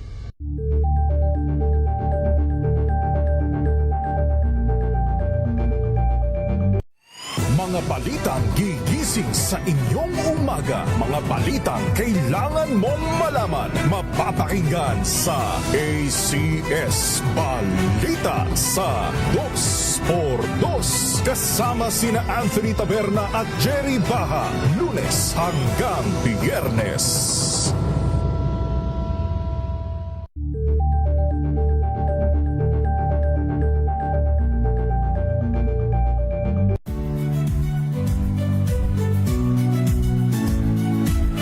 Magandang araw mga kaibigan.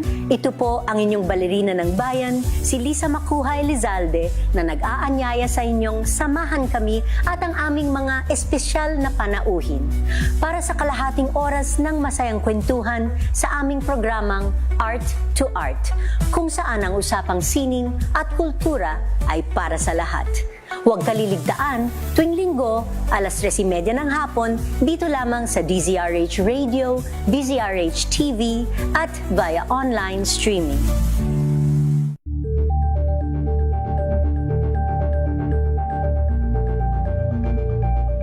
Fernandez, binabati ka ng iyong pamilya dyan po sa Bulacan. At kay June Calamba na nanonood sabang siya'y nakalulan daw po sa Cocaliyong Boat and preparing to dock Surigao City Port. Ingat ho kayo dyan ho sa mga suki natin. At kung may mga lakad ho kayo, huwag din kalimutan magbaon ng proteksyon laban sa mikrobyo. May 2 formulation ng family alcohol na pwede natin pagpilian. Yung family 70% isopropyl alcohol, especially prepared for clinics, hospital, pharmacies, laboratories, pero okay na okay din po yan sa mga households. Very effective yan sa disinfection at sterilization. Ganyan na bagsik ng family 70% isopropyl alcohol, maghapon man natin gamitin, no problem. Hindi po manunoy yung ating mga kamay dahil meron po itong moisturizer. Yun namang mabangong family rubbing compound improved alcohol.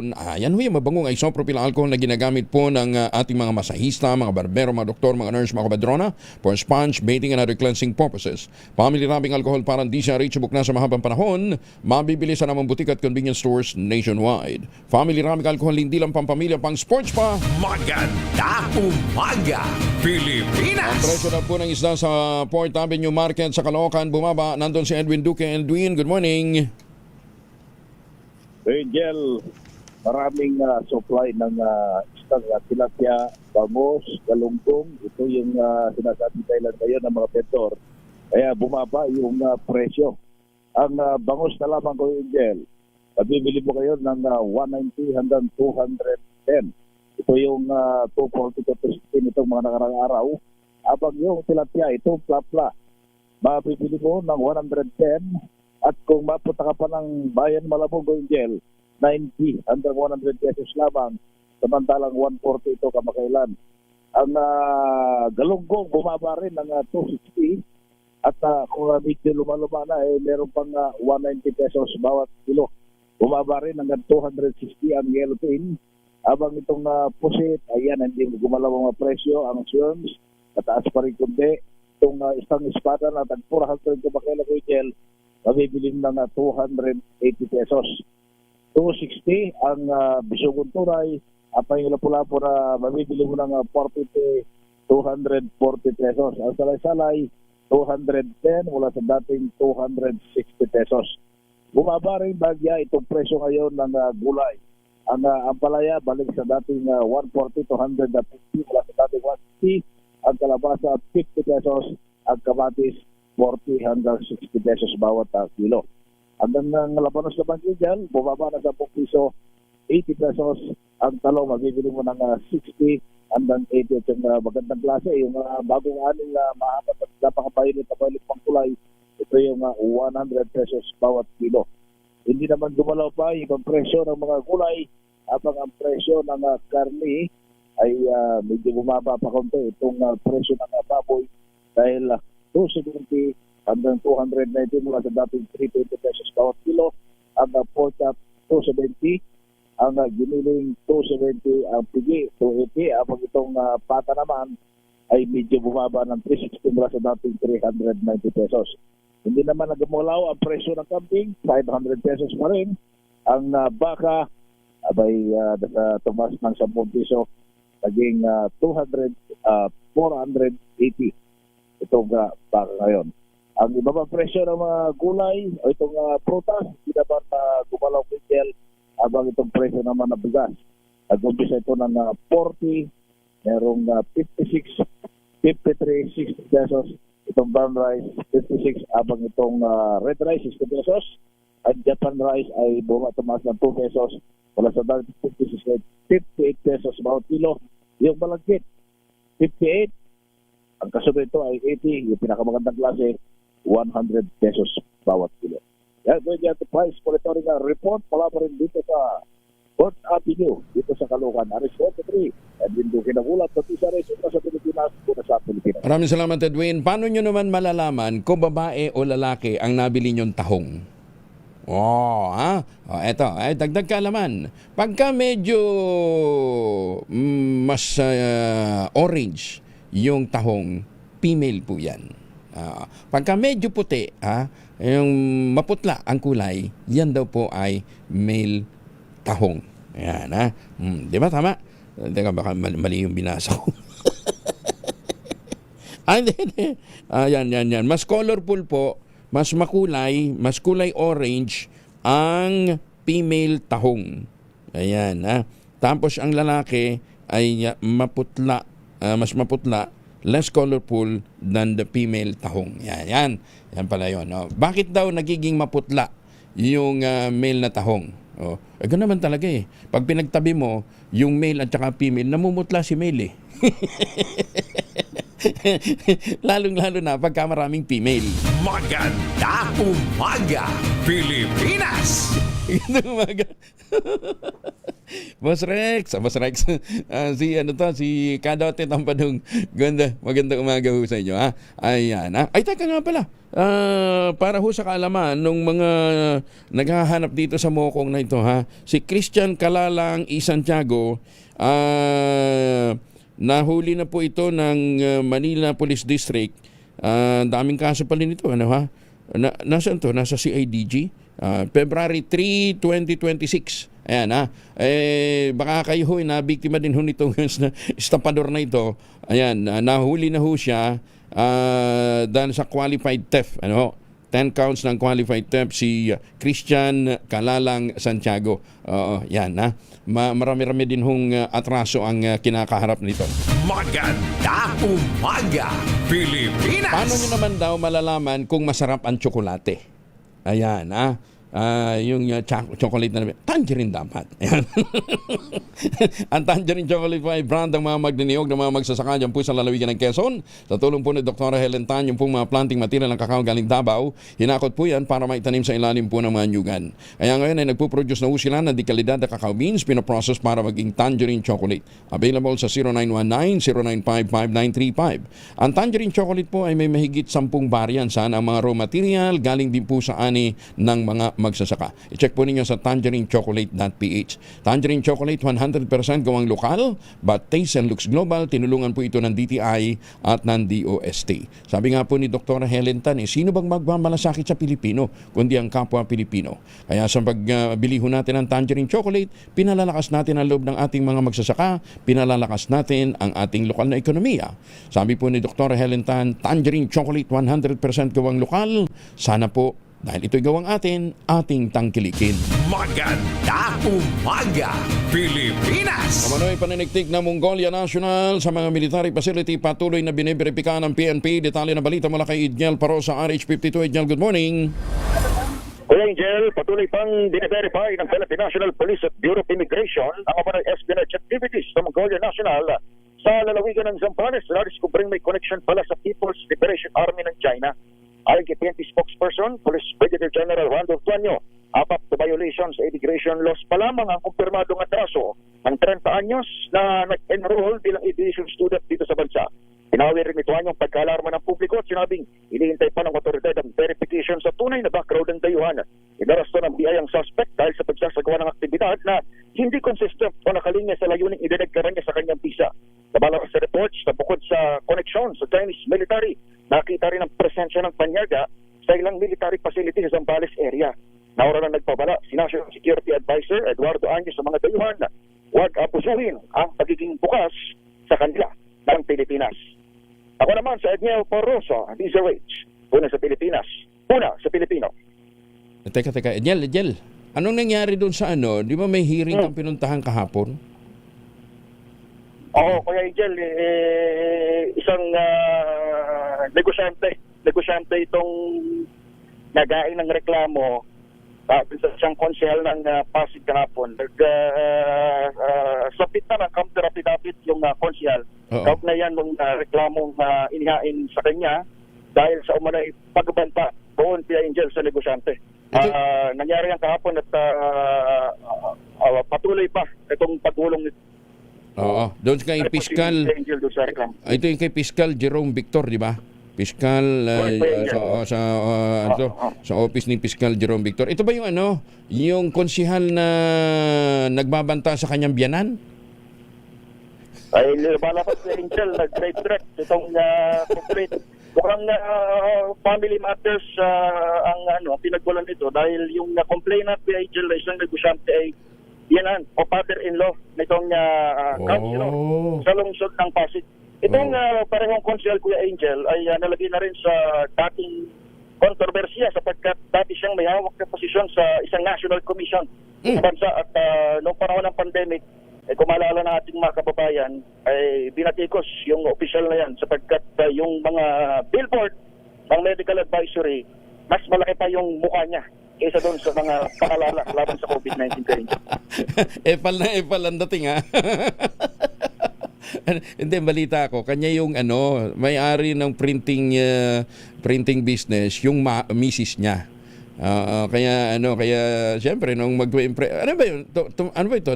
Dati na bang kumakandidato? And then at that time siya, official ng National Commission. Tapos nagtamakbong konsehal ng Pasig noong 2022 pero hindi pinalad.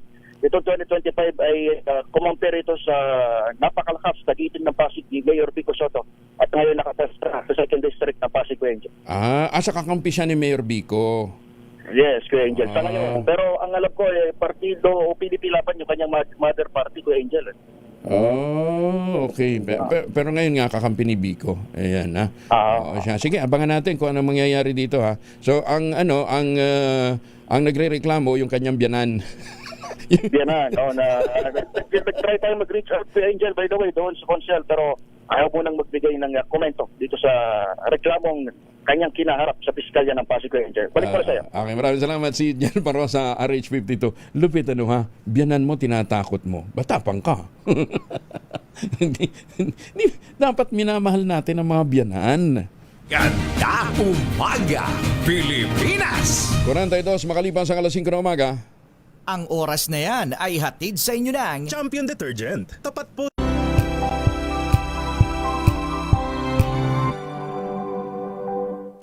Maulan man, no worries na amoy kulong ang damit. Charm Fabcon, bangong kumakabloom, tanggal amoy kulog sa bango ng Charm. Kaya gamit ko, Charm Fabcon with Bloom Fresh technology. Kills 99.9% of kulob-causing bacteria. May aroma burst pa of thousands of flowers and berries. Ang sampay sa loob, no amoy kulob. Bangong kumakabloom sa Charm. Charm Fabcon. ACS.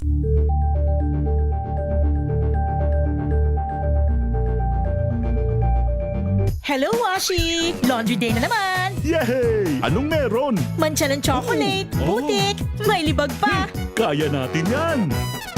With Pride Washing Machine Detergent, may triple stain-away formula.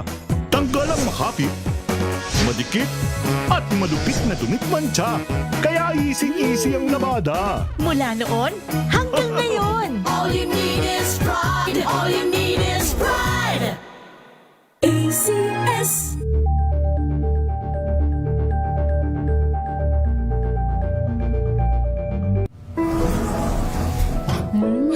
Amoy forever. Amoy LQ. Amoy New Cala Berry Blooms. Amoy Cala, amoy good vibes.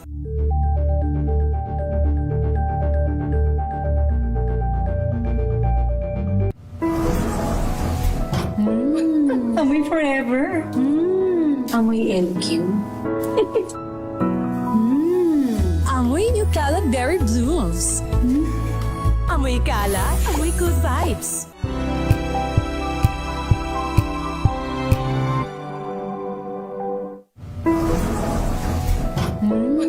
Amoy forever. Amoy LQ. Amoy New Cala Berry Blooms. Amoy Cala, amoy good vibes.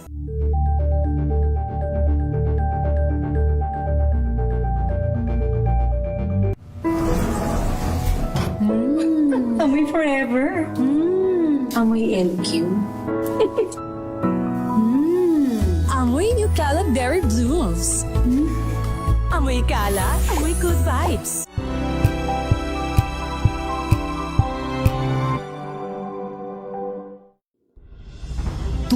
Tuloy-tuloy ang pagtulong, tuloy-tuloy ang pagseserbisyo, at tuloy-tuloy ang balitaan kasama si May Binauhan sa Operation Tulong mula Lunes hanggang Biyernes.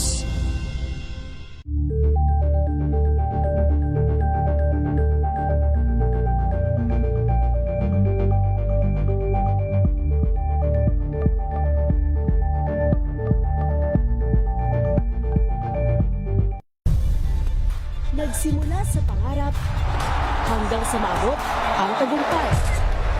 Iba't ibang kwento, iba't ibang mukha ng atletang Pilipino. Mas pinatindi, mas pinalakas, at mas pinaaksyon sa Match Point tuwing Sabado, 12:30 ng tanghali sa DZRH TV.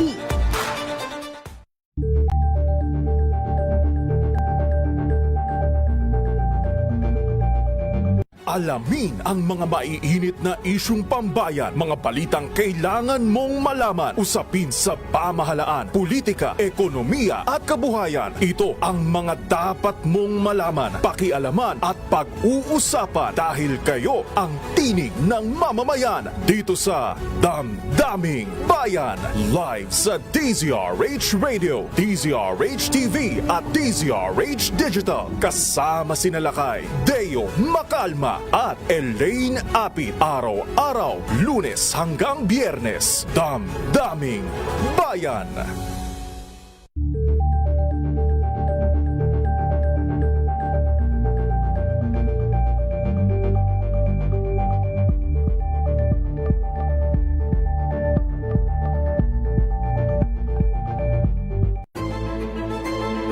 Pakikinggan ang bawat panig. When you fight for justice, think about the queer people. Kung hindi kami magkukwento, sino ang magkukwento para sa amin? Ang mga panawagan, ipababatid. Hindi talaga ito masusing pinag-aralan ng gobyerno. The women who are beaten and abused. It's time to listen to their voices. Tunghayan ang iba't ibang boses, mga kwento mula sa iba't ibang anggulo. Dito lang sa Point of View. Mapapanood tuwing linggo, alas 12 ng tanghali sa DZRH TV.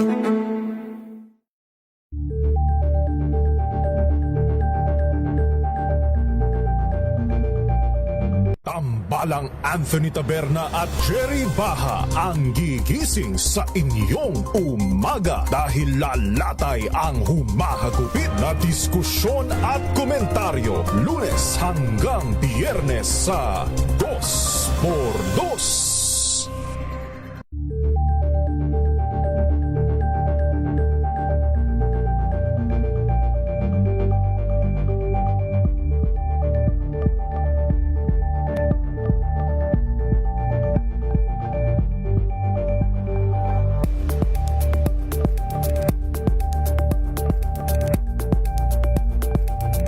Curious ka ba sa maraming bagay?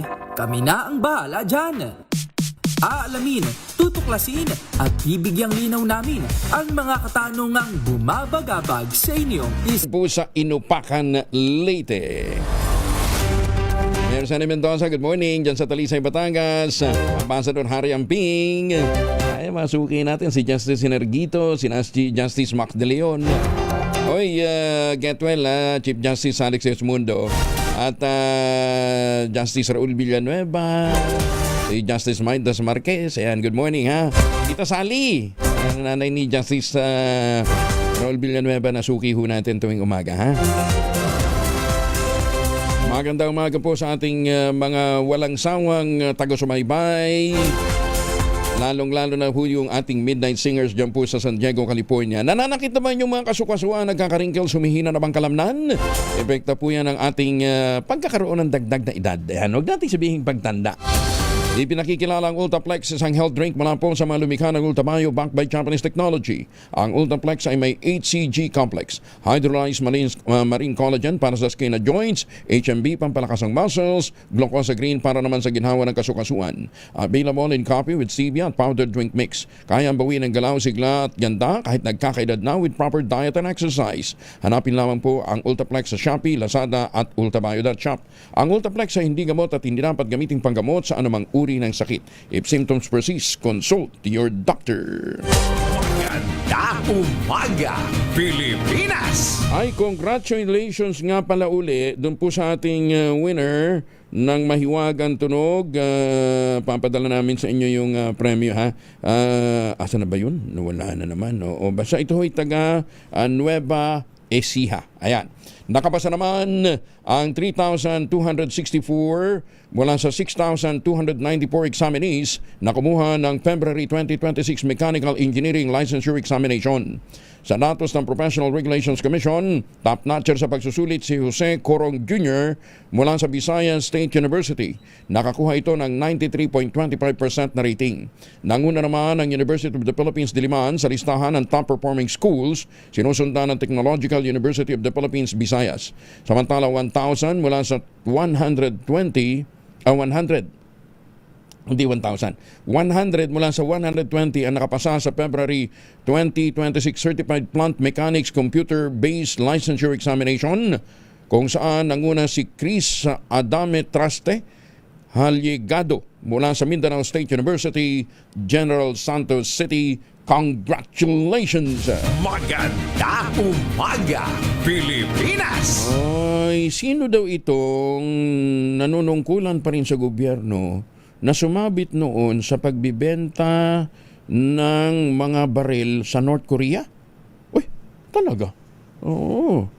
Tao daw ito ng isang kilalang malapit sa Malacanang. Aba, saan natin pag-usapan niya na assets ni dating Public Works Secretary Bunoan, sinisilip na rin ng ICI. Detalye ng balita mula kay Giselle Ricoport, RH15. Giselle, good morning. Good morning, Kuyang Angel. Sinisilip na rin ng Independent Commission for Infrastructure ang assets ni dating Public Works Secretary Manuel Manny Bunoan. Sabi sa DZRH News ni ICI Technical Working Group Chairman Undersecretary Aboy Paraiso, kasama si Bunoan sa mahigit 100, 40 individual na itinuturing nilang persons of interest ngayon. Kasamaan niya sa mga hinahanap ng TWG yung mga posible na paintings ng former secretary sa mga gallery. Sinabi ni Paraiso na nakikipag-ugnayan na sila sa Bureau of Internal Revenue para sa posibilidad na may deklarado na mga painting si Bunoan at iba pang kinakaladkad sa anomalya sa flood control. Hinahanap na anya nito ang maaring mga naging transaksyon, maging yung mga hindi inireport ng mga sabit sa anomalya. Sa ngayon, sabi ng TWG Chairman, wala pa naman silang nadidiskubre na ganitong assets ni Bunoan. Ipinaliwanag niya na kapag markadong persons of interest ng grupo, otomatikong iniimbestigahan sila at posibleng maging subject ng forfeiture o preservation yung assets ng mga yan. Ito si Giselle Ricoport para sa DZRH, una sa Pilipinas, una sa Pilipino. Maraming salamat, Giselle. Ang mga taga-BIR, marami rin mahilig sa painting. Nangongolekta din sila ng mga painting. Magandang umaga sa mga taga-Hayward, California. Muling pinatunayan ng Philippine Marine Corps ang kanilang galing sa pandaigdigang entablado matapos makasungkit ng bronze medal sa Cambrian Patrol Exercises 2025 na ginanap sa Brecon, Wales, United Kingdom. Bagaling! Ang nasabing ehersisyo ay madalas na tawaging Olympics of Military Patrolling. Sinasalihan ito ng mahigit 1,000 sundalo mula sa 122 teams sa buong mundo. Kabilang dito ang 56 regular army units, 12 reserve formation, 18 university teams at 34 international contingents. Ang Philippine Marines sa pamamagitan ng Force Reconnaissance Regiment ay nagpadala ng 8 kataong koponan na pinamumunuan ni First Lieutenant Rodolfo Banastas ng Philippine Navy Marine, isang bagong graduate ng British All-Arms Commando Course. Nakasama niya rin sina Sergeant Nelson Layugan, Corporal Clifford Gimpatan, Corporal Lionel Bugis, Corporal Dender Estuesta, Corporal Jason Balawig at PFC Amelia Rhea, gayon din si Private First Class Roldan Guloy. Congratulations! Maganda umaga, Pilipinas! 5 minuto na lamang, 8 na umaga. DZRH number 1.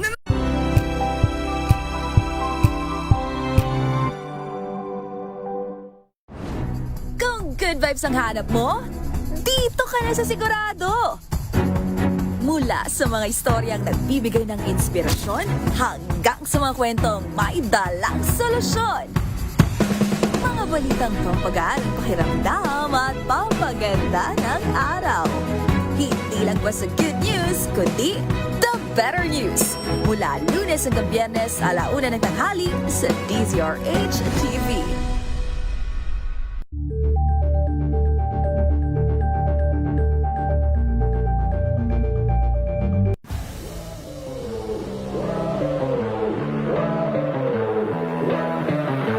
Heart Filipino has raised a really cool opportunity for me to pursue a sport that I love at a professional level.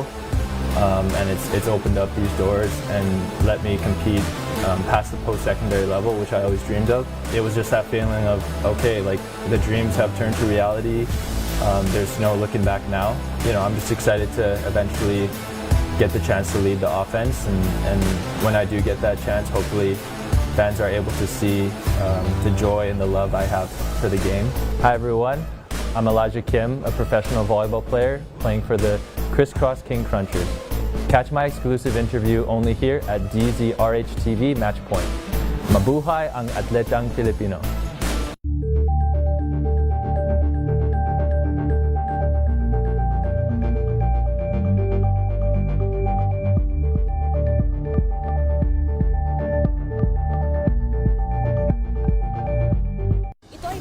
Naitalang 17 individual na ang kanilang naaresto. Metro Manila Development Authority o MMDA ang No Contact Apprehension Policy o NCAP sa Metro Manila. Sa ilang mga dokumento ay peke. Hindi rin legal ang employment na ipinangako sa kanila. Sa mata ng batas, mananagot ang sangkot at may sala. Dahil sa bawat paglabag, may karampatang parusa. Alamin ang mga pananagutan sa likod ng mga bawal. Dito sa Hoy! Bawal Yan, tuwing Sabado, 11:30 ng umaga. Dito lang sa DZRH TV.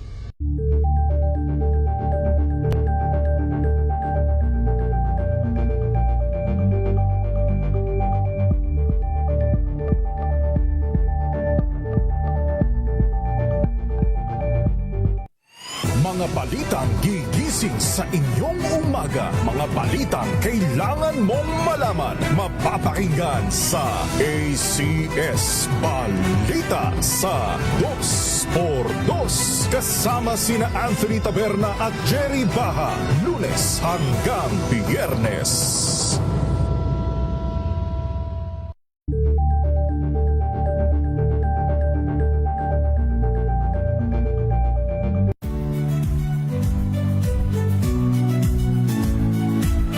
Magandang araw mga kaibigan.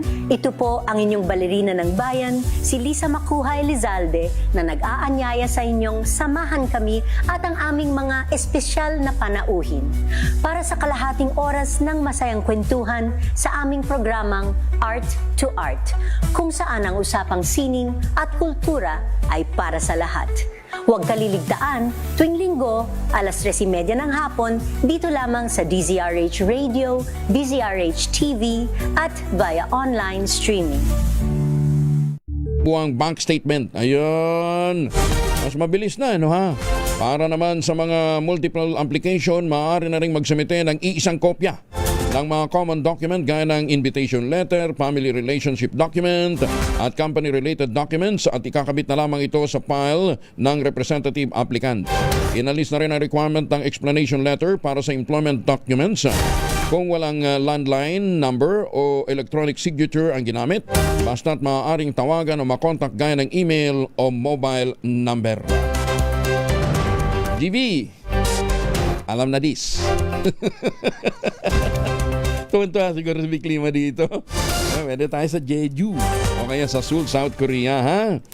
Maganda umaga, Pilipinas! Naku, nalaglag pa na sa Dubai Tennis Championship ang pambato ng Pilipinas Pinay tennis star na si Alex Iyala. Ito ay matapos mapataob ni world number 4 Coco Gauff ang pambato ng bansa sa score na 6-0, 6-2. Sa loob ng 26 na minuto, nakuha ni Coco ang unang set bago siya nakakuha ng 4 pang laro upang tuluyang makalamang sa ikalawang set. Linggo ho, huwag niyong kalimutan magkarinigan tayo sa Radyo Henyo Kuya Angel po si Angelo Palomones, nag-iiwan sa inyo na isang magandang umaga. Maraming salamat sa inyo walang sawang pagsubaybay, pakikinig at pagtitiwala. Magtanim ng kawayan para sa kalikasan at kabuhayan. Ang ating quote of the day ngayong araw na ito ay mula po kay Justice Marvic Leonen.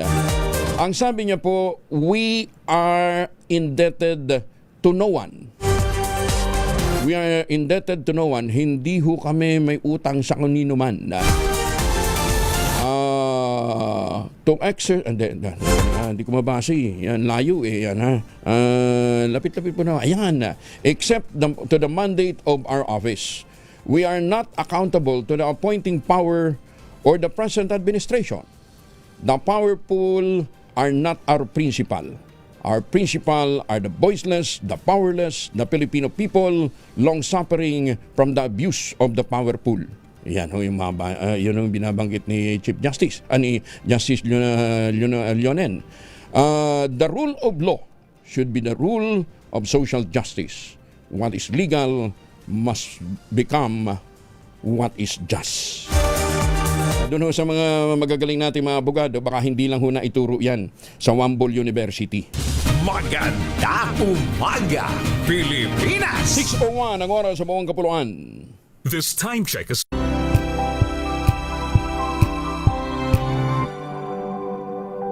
Tinesting, sinuri, siniyasan,